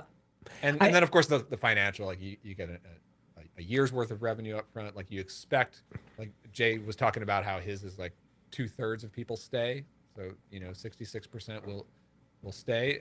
And with a membership like that seems to be like a benchmark. And yeah. so I'm running all these like projections out in like with ChatGPT as I'm doing these like strategic planning stuff, and it's like, okay, assume that that's the benchmark. How many new members do I need during the first year? At what Yep. price point? And what revenue target is that going to lead to? Mm-hmm. And it's like if I'm trying to play it conservative on the question of willingness to pay, like if I'm finding that this audience really won't pay more than $300 a year for a membership, or $400 a year, then that might be the upper ceiling. And so then it's like, okay, well, how far does that get me on like an annual revenue target? And it's like, okay, it gets me to the basic sustainability of like paying the bills, and I could probably eliminate consulting. Mm-hmm. But to make it what I'm trying to build as a real business, I'm gonna have to layer upsells on top of that, Yeah. like cohorts and stuff like that, and And sponsorships. and it is, I think in this stage, it is also helpful to you And just allude. it's like there I go again, like over planning before I even do Well, anything. no, I think that's great. I think, but one thing you alluded to that where this question is actually really relevant is, so there's these names: Wes Boss, there's Jay Klaus, there's Laracasts, Yeah, there's and like the equivalent in Ruby Land is Go Rails. Go Rails. Yeah. And I think one question is first to ask, do these people have what I want? And that answer could be yes, no, I don't know. I know for sure that these three have a great business. I'm not sure about Go Rails, and maybe it's He great. does. It's Okay. So these folks all have a good business. Okay. So okay. Now, do I want to be what they're being? So, like, Jay has been super transparent about what it takes to run a community right now. And he's going more into events. He's going more into kind of the human to human, investing deeply in chat and other things. So that's one way he's gone. Wes Boss, like his market, his thing is like you build up this repertoire of courses over years and years and years, and then you do a massive sale every year, and it's a big, big launch, and you're basically just attracting attention and audience up till then. Big YouTube channel, big podcast, big newsletter. That's what it takes to run that business. And you can kind of go through this and go, okay, do I want any of that? Can I do any of that? If the answer is no, then the question is, can I still get what I want if I'm going against what the people who have success have done? And I really think that like what I'm like the activity that I'm already doing every week, creating a YouTube video every week or every other week, and then on the alternate weeks I'm building SaaS products. Like I'm building this newsletter lab AI idea right now to help me build my newsletter, but it'll be a little SaaS thing. not really part of this business plan, but it's like an app that I'm building and learning and relearning my workflows with AI so that I can teach them on the YouTube channel. Mm-hmm. A tool that I'm going to use in this builder methods business. So like that kind of thing is what I really enjoy doing week to week, is like Mm-hmm. building a tool and creating YouTube videos. And so I'm already in that rhythm. Yeah. And that's feeling good. And I could definitely see myself continuing to do this, especially like and Adam Wathan had a really great tweet. Oh, actually, he was retweeting Nathan Barry earlier this week about the future of marketing is going to be audience or creator led. Yeah. Yeah. I saw that too. And I just really agree with that. And I know that like not every person, every business founder is like naturally aligns with being the public facing on camera creator type. I get that. Yeah. But I do think that like most businesses are gonna, I think the second reality of that is most businesses are going to need to be sponsoring creators or hiring creators or buying them out. And yeah, you know, because that's really only the only in my experience, that's the only marketing that has broken through on a consistent basis among all the noise. Because I feel like everything else before that for me has felt like a hack or felt like sheer luck or a tactic that runs out pretty quickly or just feels like forcing it in some way, you know, and without results. YouTube is the first one that like, yes, it's a ton of work, but it's exposing me to new people every day. And so like given that, I really like the idea, just in general, of investing in a business that grows my audience as a creator. Like no matter what the product ends up being, I know that like if I'm investing in a creator audience-based business, that's going to make everything easier to do, no matter what it ends up being. As long as you can't, for that to be true. And it's a ton of work.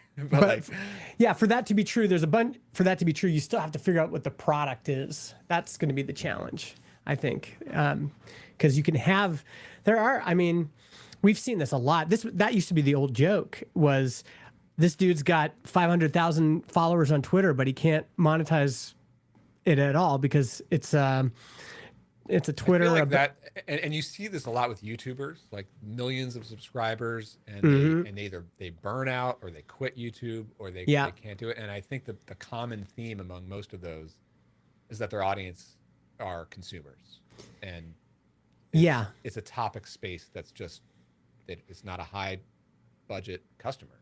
Yeah, right? You're definitely in a better space. I'm in a space that has money to spend. Yeah. Theoretically. Yeah. Has anything like on the builder methods front, has anything worked in terms of, because you did launch one course, right? No. Oh, you didn't launch one course. The only thing that from a product perspective that I've launched is Agent OS, and that is a free open source product tool thing. You know? Yeah. I mean, that does feel like there's maybe that is part of it, is that you launch something and just see. By the way, we've got some great comments in here, and some debate actually here on YouTube comments. Jeremy was saying he bought a AI course for $300. I love that kind of stuff where someone's like, because it's easy to talk in hypotheticals, but if someone has actually spent money already on their own accord, it's like, okay, that was a project on Jeremy's list that had become unavoidable. He went and looked for options and he found something that worked for him. And he said it was well worth it for that. It was well worth it in terms of coalescing ideas and helping him get to his conclusions quicker. So he spent $300, and the end result was it helped him to coalesce some of his ideas and get conclusions faster, and that was worth it for him. Yeah. Bobby Klink doesn't seem to agree that this membership model is ideal for this. On that thing that you're highlighting there about annual memberships are hard to sell, like the idea of requiring a subscription seems to be a turnoff. To that, I would say I don't even think of selling this. Like, yes, it is a subscription, but I would expect that most buyers would think like, well, I'm just buying a year. I'll decide if I want to continue for a second Yeah. year, you know, but like a year, like I buy annual memberships to things where I'm like, I'm probably only going to be in this for a year, but it's worth a year. Yes. Yeah. Um, Yeah. and I think that that's where, like, honestly, like things like Go Rails and Laracast, I know that those are fantastic businesses, Mm-hmm. but I've been members of those, and like $29 to get access to everything, and then you leave after a month, like Mm-hmm. because like to me, like that they are like leaving some money on the table there, or at least they're leaving a little bit more. They have fantastic loyalty as it is, Mm-hmm. but I could see how the churn happens in that business. Yes. Yeah. Yeah. Yeah. Yeah. Yeah. I mean, we like, again, we know Wes Boss has a great business. I don't know what the makeup of that business is now. We know Jay Klaus has a good business. He's been pretty upfront with where he gets all of his revenue. So these things, and we know like there are what the project on the list piece is so important, because I think then what you offer has to fulfill that thing. It's like the project on the list might not be go get a course. The project on the list is like, I got to figure this out because my career depends on it. I'm really fucking scared. Everybody else is going ahead of me. I'm getting massive FOMO every time I go on Twitter. I don't know what the fuck anyone's talking about. I tried it once and it didn't work. Like, that's the project. You know, that is the general vibe that I get from most people in the audience and the comments and the emails that I get. Yeah. And so I think that's why they're joining my newsletter and watching the channel and stuff. But so then again, like another reason why I like this idea of a single pro membership, annual price. It's the only product that I generally offer. I think of it as like Amazon Prime.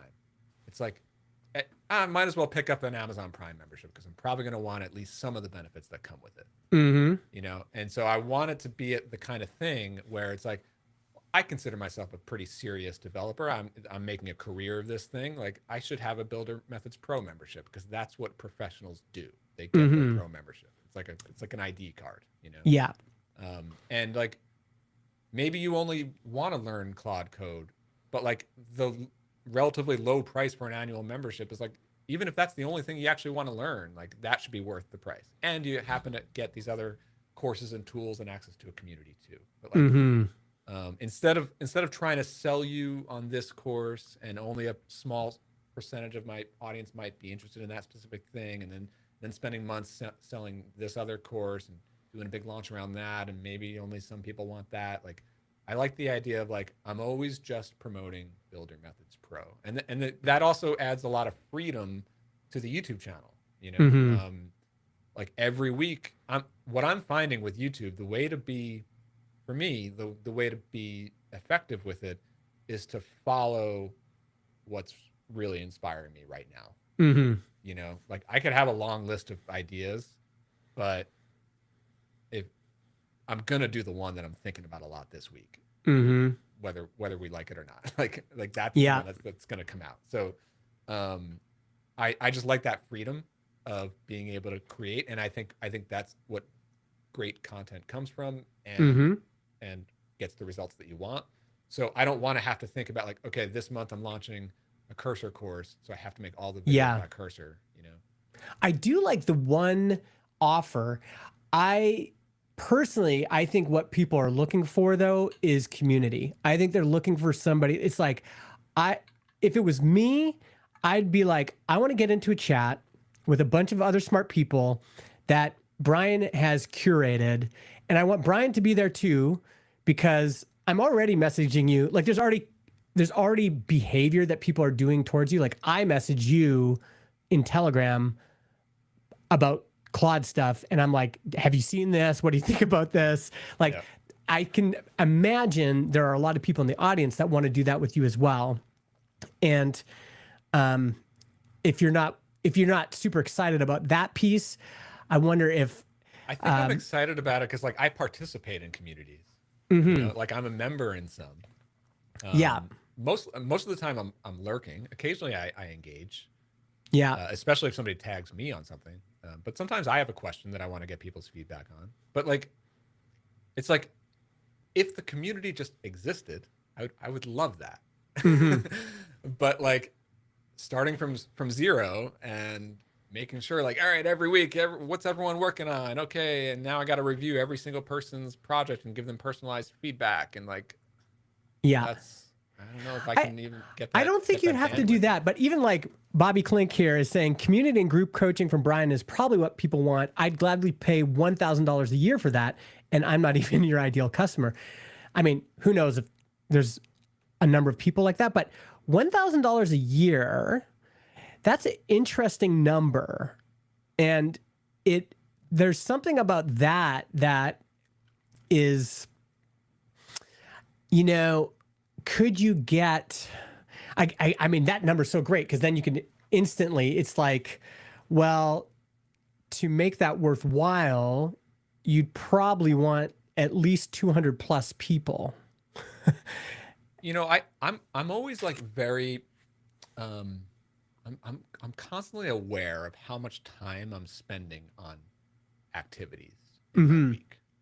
And for better or worse, like maybe I don't know if this is a good habit or a bad habit, Yeah.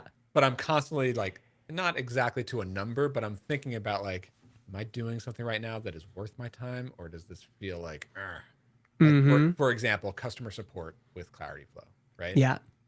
I try to keep that to a minimum in terms of like how many minutes am I spending on this every day, and I have systems in place. Like my developer helps with some of it, and we automate some of it. But at the end of the day, I'm the one responding to most customers. Yeah. And if it's a if it's a super quick question and maybe my developer answered most of it and I just need to press send on it, great. If it's a customer who's asking for like a strategy session for how to design their coaching business on Clarity Flow, Yeah. like you're really asking me to like coach them and like inspect their account and like and spend half an hour like digging into it, and I'm like, that's not worth the $29 a month I sell this Yeah. product, you know.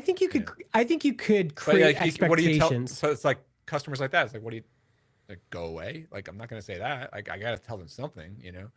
So if I think about it in the builder methods context, I would love to just have a general chat. These are my people anyway. I already talk Mm-hmm. to people about product all day. It's fun for me. So that's exciting. Mm-hmm. But it's when I'm selling access, like a commitment to like, Mm-hmm. you bought this thing, so that entitles you to get my direct focused energy on you and your questions. Yeah.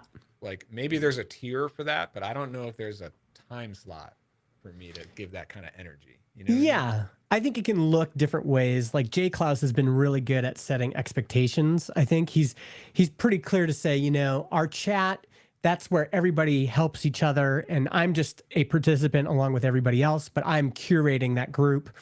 And then once a week, I'll jump on a group Zoom call.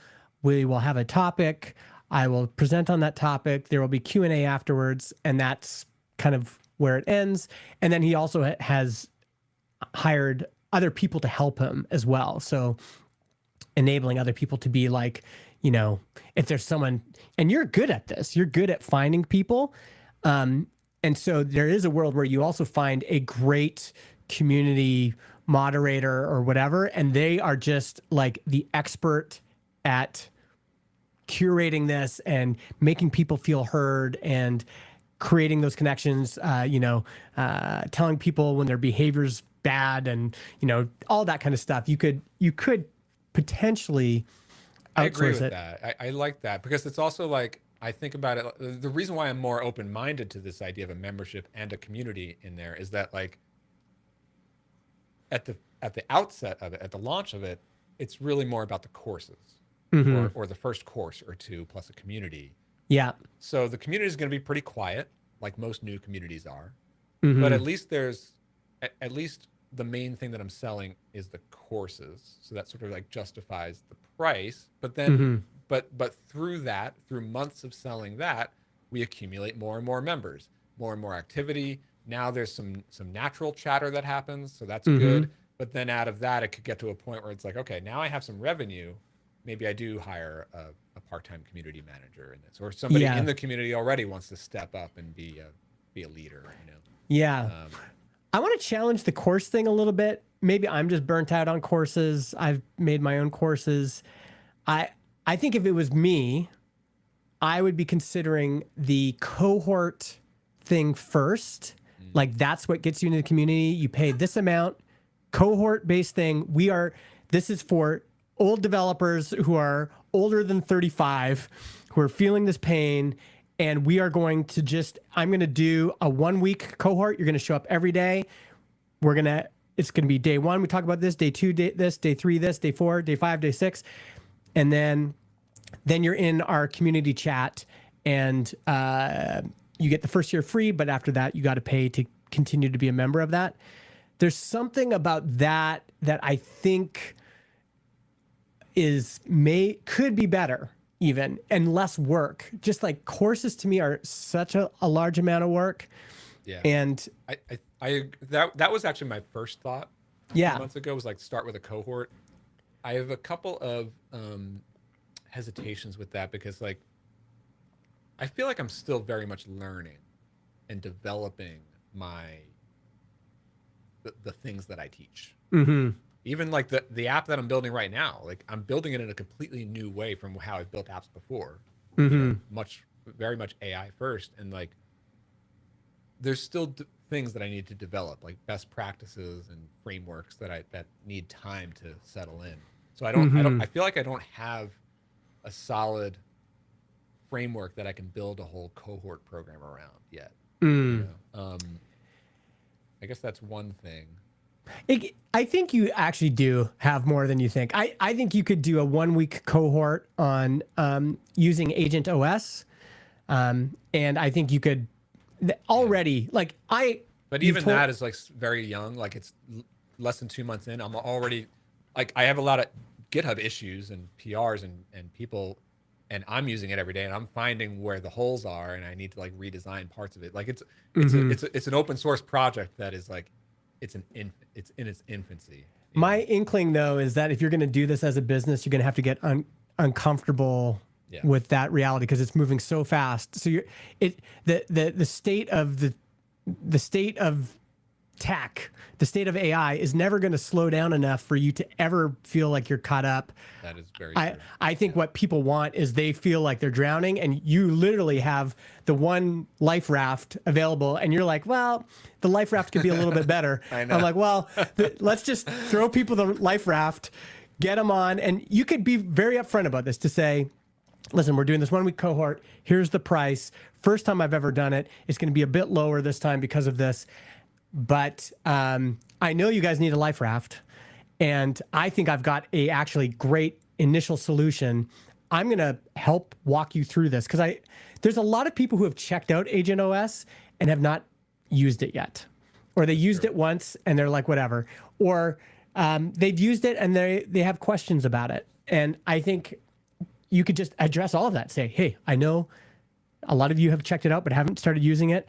I know a lot of you are trying to figure out how to implement this on your team. I know a lot of you are trying to figure out, you have questions about it that you want to ask.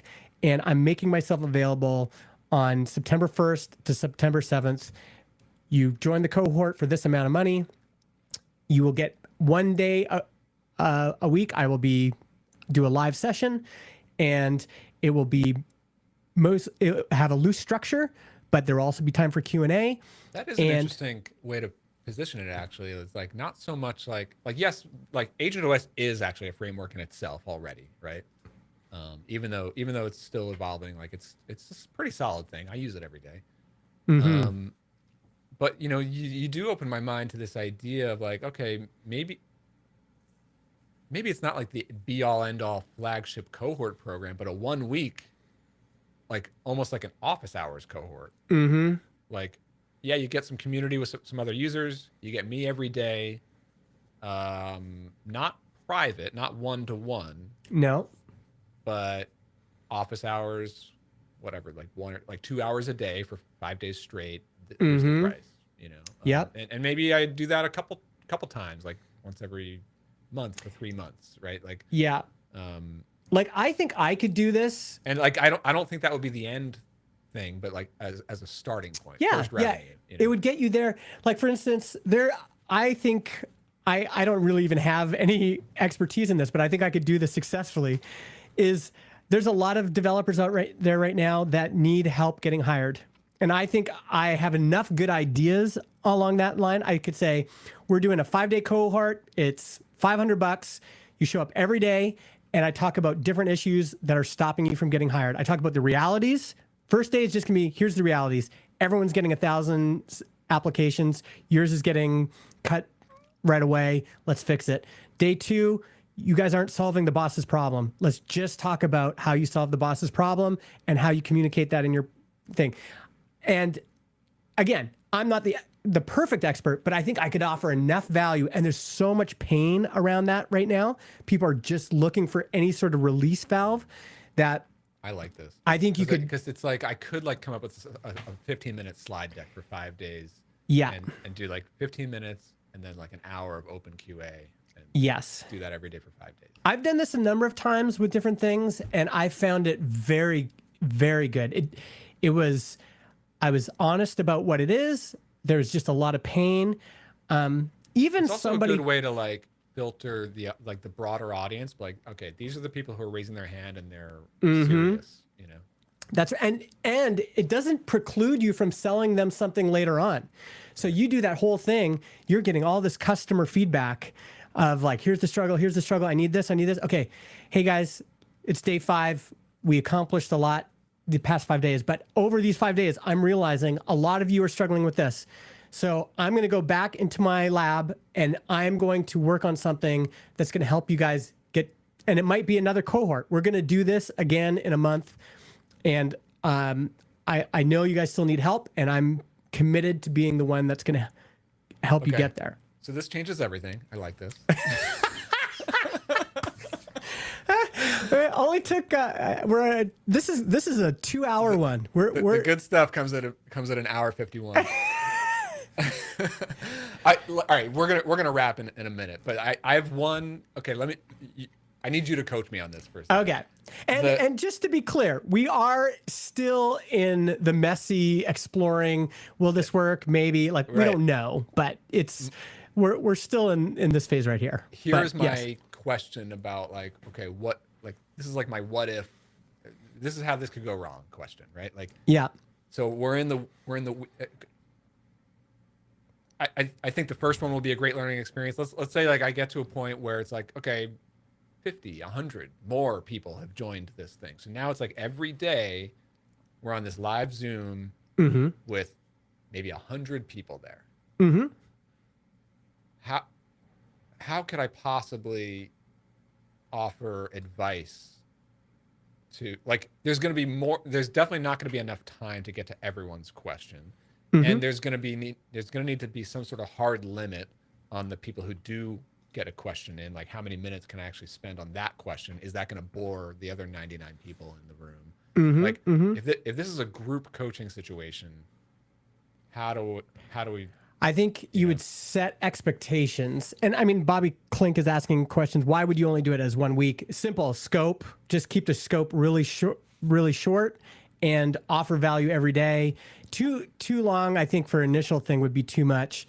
I think you just want to. Yeah, like I just can't commit myself to 6 weeks. Like I just have so many. You're thinking about it as a emergency conference. Like, okay, guys, the industry's totally been upended. Everybody is like, what's going on? It's like, we need to have an emergency conference. I mean, and you could literally do this for every new release. GPT-5 is out. We're going to talk about is GPT-5, how it's going to affect you as a programmer. We're going to get on the call. I've got to hear a rough outline. But I think the way you get away from what you're worried about is setting expectations. And to be very clear in questions, to be clear in all the material, say, this is for this is not for this. And if they ask questions during the live session that are more personal, like one-on-one coaching questions, you say, that's a great question. That probably doesn't apply to the whole group, but that would be a great thing for us to pursue in a and, coaching like, call. here's how I would think about this or that, and let's move on. That's right. Yeah. And the broadly, again, you're just trying to hit the 80% of what most people are struggling with. So if you set your expectations, what is really interesting about this is that the few sort of like sales calls that I've had with team leaders who are interested in team coaching, they literally describe this. Because I'm in these sales calls, they're really just research calls for me where I'm just asking questions like, well, what do you envision something like this looking like? And literally the guy yesterday was telling me this. He was like, well, maybe it's just like a 1 week thing where you're just available to my whole team every day for a week. You know, like, I mean, we did this with, what's that point-based project thing that everyone was doing for a long time? Sprint-based planning or whatever. It has a name. Somebody's going to help me out. But we brought Agile? that. Sorry? Agile? Or Agile. Agile. Okay. When Agile was a new thing, what did we do? At my first software job in Edmonton, we brought in an Agile consultant. He came in every day for a week, and there was just a 1 or 2 hour session every day with that guy. Here's how you do Agile. And it was like, dun, dun, dun, dun. And then at the end, we knew how to do Agile. So teams do this all the time. Have you done it with a team yet? No. I did one very, very early on. I mean, that could be another but that was more good of way a to get into this is to just... it wasn't this. It was more of a coaching thing. But you could do it with the team and then just take that same material. You get paid to do it with the team that just did that call with you, and then take that same material and do it for your YouTube audience. Yep. I like this. The one thing is, like, I don't want this to be the business. I don't want it to be like, I need to do one of these every month forever. Like this is more get a little bit of first revenue, but more about like the research and getting the feedback from paying customers. Yes. Although, just to pause, for that, it's also interesting to ask the question, what would need to happen for that not to be true? So you said, I don't want this to be the business. But if this was the business and it was bringing in $100,000 a month and you just had to do one of these a month, would you do it? I know that sounds like a lot of money to a lot of people, and it's a lot of money to me. I don't think I would want that business. Okay. I mean, to me, it is just too much live commitment on my calendar and I don't like that. Yeah. I mean, I think I know that there are other businesses that do millions a year with 2 cohorts that run twice a year for like an intensive 2 months, and the rest of the year is pretty light. Yeah, and that could be the model too. Yeah, and like that I could be open to that, but I don't like it as much as the idea of like every month I have a content funnel that produces 50 new paying members in my annual membership. Yeah. You know, the challenge though is, can that membership, like, is there enough pull from folks in terms of their pain?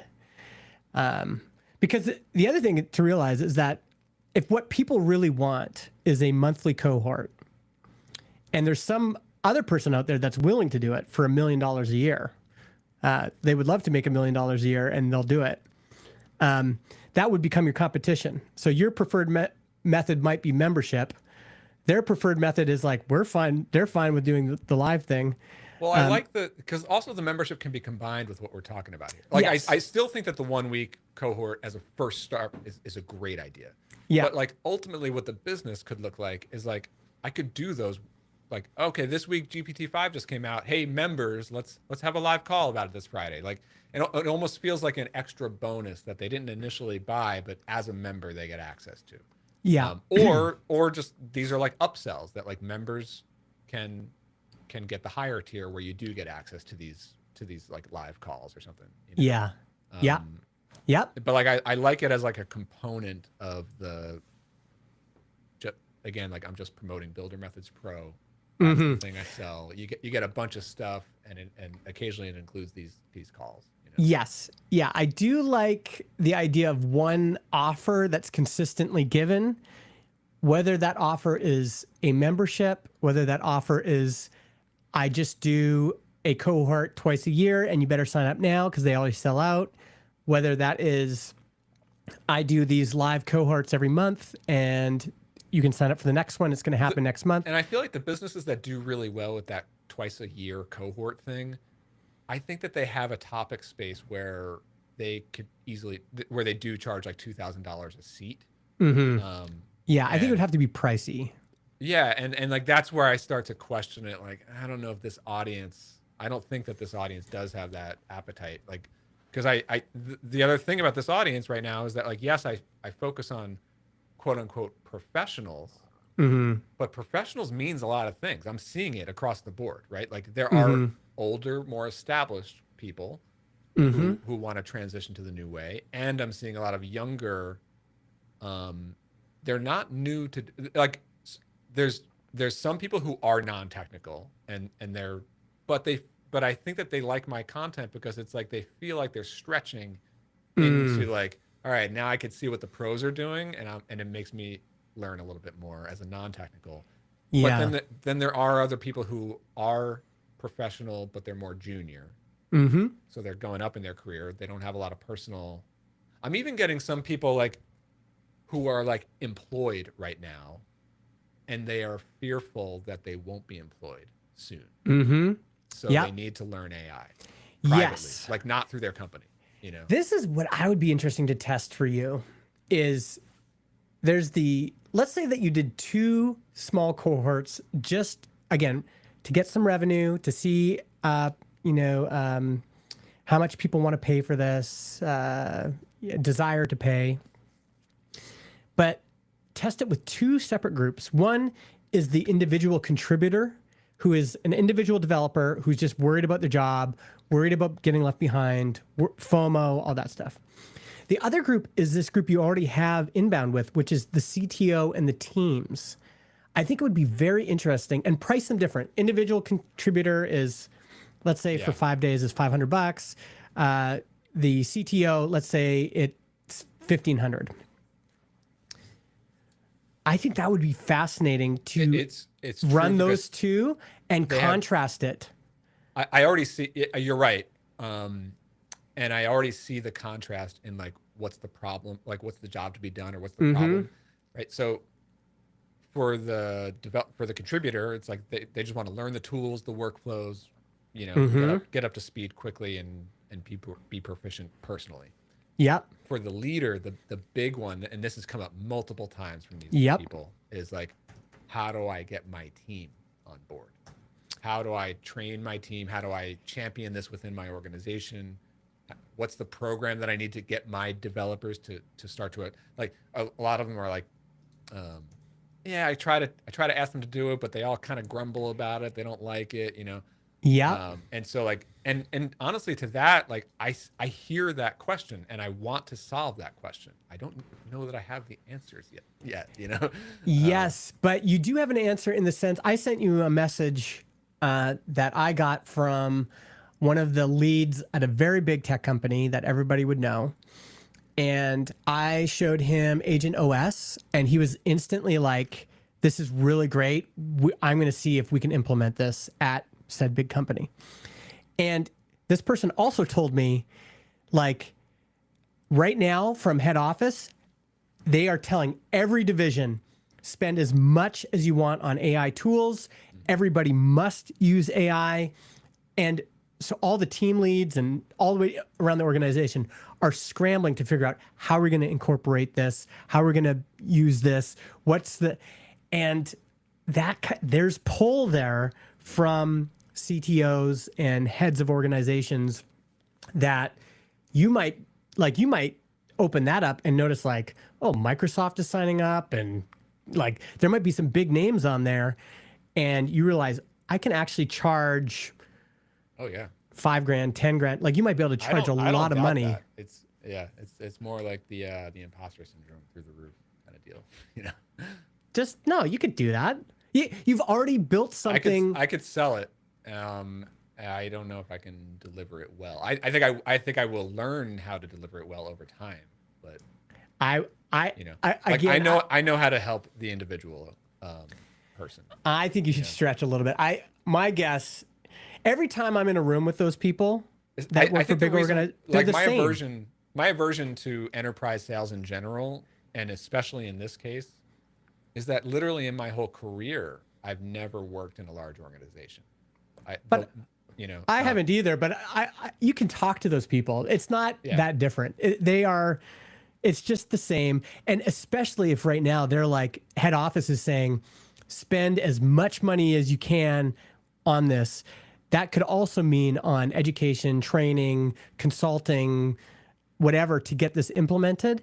And I'm telling you, like, I showed him the life raft you'd already built, and he's like, wow, this is really good. Like, instantly, it was a framework that he was like, we could use this. It feels like, and the other thing is that individual contributors are often on the cutting edge.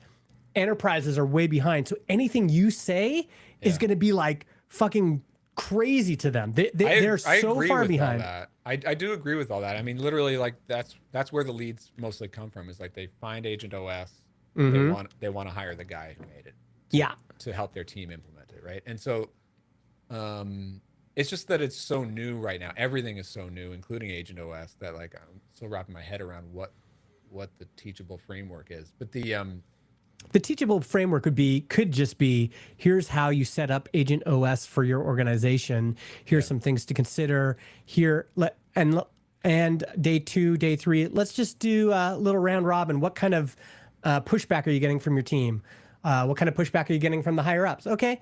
Well, let's just figure out some answers to that. Like, I think at the end of the day, like I still I really, and we're gonna wrap this up. This is getting too long. My takeaway as I go away, and this is gonna probably change completely by next week, but I like step one of just do a week long cohort thing, offer like paid thing. You get me for 5 days. Let's all hang out for 5 and get into this. See what happens. Just like see what happens. See what we learn.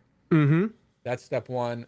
I still really like the idea of a membership as like the base core flagship product that I'm always selling. There's going to be some price ceiling to that. But that's like sort of like the bread and butter.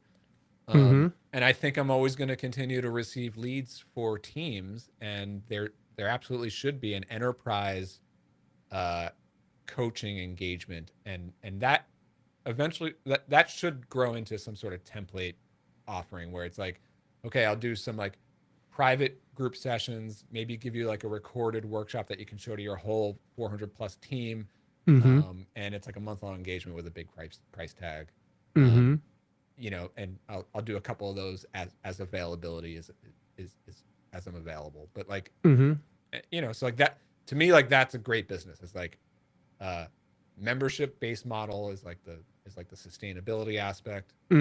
Occasional enterprise sales adds some nice cash on top, and then also some passive stuff from sponsorships. Like that's a good business, I think. Yeah, that could get you there for sure. I think we did it. Okay. This just shows we need to do a call more than every 30 days. Although part of me just loves this too. Like, we're gonna publish this episode. It's gonna be 2 hours. I like the long episodes.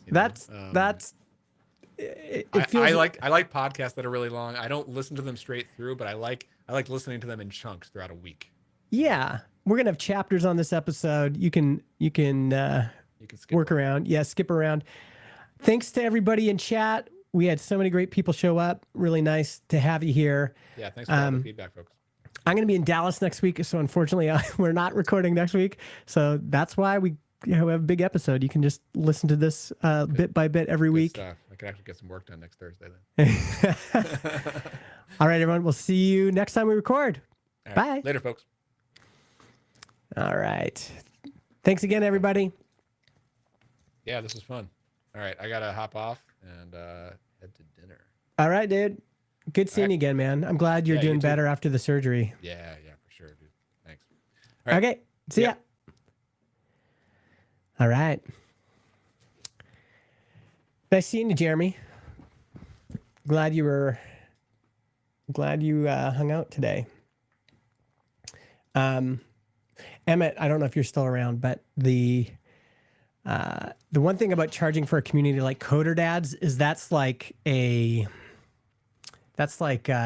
what the thing about, if people have a pull, it's if they have a project on their list that's unavoidable for some reason, then you can charge money for it. And I think Coder Dads is more like an identity. It's like, hey, we're all dads, we're going to hang out. But it's a little bit harder of an ask. But when you've got a project on their list, like, this is why, like, some of those identities are less important, it seems, with when you're selling a product. Like, if you focused on programmers who are older than, again, 35, that might be a more interesting demographic attribute than just the fact that they're dads. So yeah, I missed you too in Denver, Jeremy. I was sad I couldn't go to Laracon. All right, if there's anything else, nothing else, I can say goodbye too.